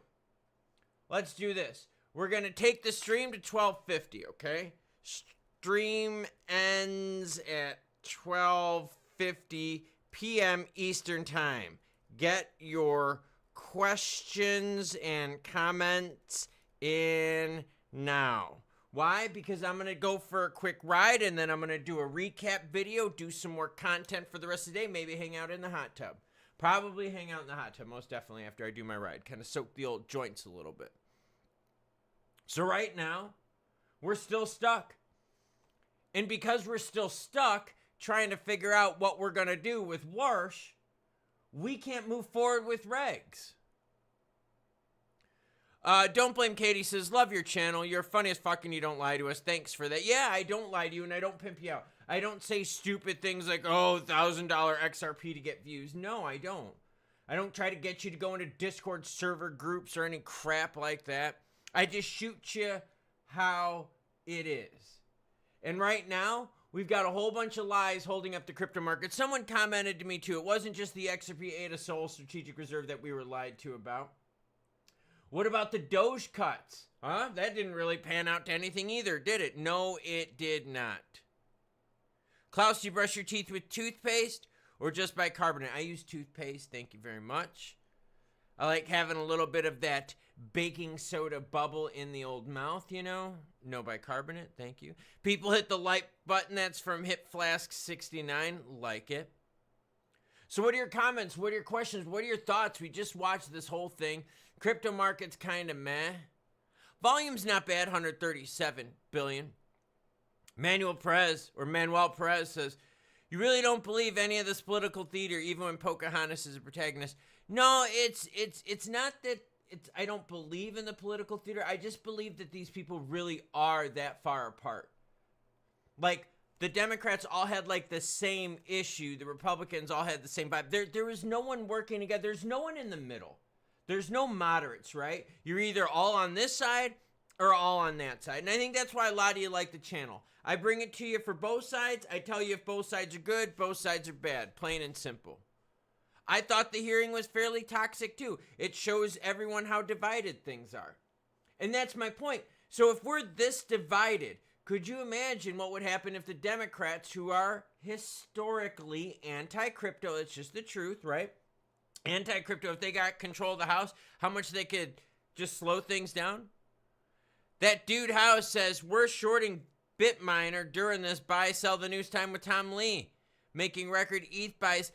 I don't know. I mean, how much juice is left on the bone to short ETH at this point? Right? I mean, like, my thinking is if you were going to really, really short ETH, your best time to short ETH would have been when the Clarity Act just really couldn't do it. Like, I mean, like, really, really couldn't do it. And that was when ETH was well above 3,000. Shorting it now, I just don't know if there's that much meat on the bone. Just throwing it out there. Regardless of the Clarity Act being passed, will XRP still rise in price due to how many are implementing it? No. Because that's not what moves the market. People using, okay, this chart here is XRP's entire life. More people are using it. It doesn't make the price go up. What makes the price go up? Geopolitical stuff, right? We've seen how that works. Rates coming down, that makes the price of XRP go up. The hope of regs makes XRP price go up, but usage doesn't. Usage doesn't at all. Visit Pulse Fatboy says, best channel on YouTube. Thank you. I appreciate it. Ms. Carmen Zvanovic says, Love you. Always the best. The best, Klaus. You rock, dude. Keep it rocking. Oh, I will keep it rocking. I think the big problem a lot of people have is they keep getting stuck with this whole like hopium crap. Zoom out on that. Tokenization does not make native token holders money. Usage does not make native token holders money. There is a crap ton of stable coins on Arbitrum. Does Arbitrum make money from stable coins? Here, let me show you their chart real quick, just so you could take a quick look-see-loo. Here's Arbitrum's all-time chart. Does that tell you an increase? No, it doesn't. Macros rule the roost. Macros move the price. Regs, Clarity Act are the biggest catalyst right now. The next thing would be rate cuts, and we're not going to get rate cuts as oil is staying high. Don't Blame Katie says, what is your plan? Buy the dip for now? So for me, I'm going to keep buying as usual. But you know that I've taken some of my money out of native token and I've put it into crypto-related stocks. Because with those companies, I can read the books. I can tell if a company has cash to weather a storm or not. Just throwing it out there. Quavo Huncho says, so when do we know when Kevin is officially elected? There was dates of the 23rd that they had to have their comments in. We'll see another hearing scheduled here soon. When that happens, I'll be sure to share it with you. D. Slayer says, hypothetical situation. If XRP captures 50% of SWIFT transactions, does XRP price won't move either? Why would it move? Why would it move? Bitcoin is being bought by tons of mega companies. The amount of money that Michael Saylor buys of Bitcoin, XRP holders wish they had. That's not helping the price of BTC, is it? No, it's not. And who cares if SWIFT captures some of the transactions? How does that make XRP holders money? Right? I mean, how does it make, seriously, how does it make XRP holders money? It doesn't. There's been a lot of payments with XLM, right? Right? There's been a lot of tokenization with XLM, right? Does this chart tell you anything about awesome tokenization? No. It says ICO boom in 2017, 2018. It says Rona lockdown. People had nothing to do. There was tons of printed money floating around 2021, 2022. And 2024, pump on regaronis. None of that has to do with payments. Get out of the narratives that people are trying to fill in your head that are complete bullshit. It's just pathetic. Ellis says, hey, Klaus, thank you for being transparent and honest. Thoughts on Venice, privacy, AI? I don't have any thoughts on it because I don't know enough about it. Plain and simple, I just don't know enough about it. Don't Blame Katie says, yeah, we're all asking you the same shit in different ways, hoping you say yes, it'll skyrocket. What can make crypto skyrocket is getting the Clarity Act, getting rates to come down, and building something that people use. Building something that drives native token usage. Otherwise, it's just speculation for all this stuff. You really want crypto adoption, you need to get someone to build something that we use crypto for. Everyone uses crypto right now to trade on their phones. But no one really uses it for anything else. That's speculative. That you need true utilization. You need a product to be built that captures the masses. Jason Hutchinson says, your live stream was perfect for listening to while delivering the mail. Well, thank you. Nicholas Myers says, why isn't YouTube sending you notifications? I missed out on the whole damn stream. Sorry about that. Yeah, please make sure your notifications are checked. Make sure you hit that like and subscribe button. I appreciate it. We need usage, though, for crypto. Otherwise, we just have speculation. Otherwise, we just have hopium and bullshit. And as you see, hopium and bullshit is not moving the price of anything out there. What moves the price is positivity. Plain and simple. Hit the notification bell. Taco Bell. What I'm going to do is I'm going to put some music on, hang out in comments. Choo-choo what? Well, you know the deal, lemon peel. Choo-choo bitches.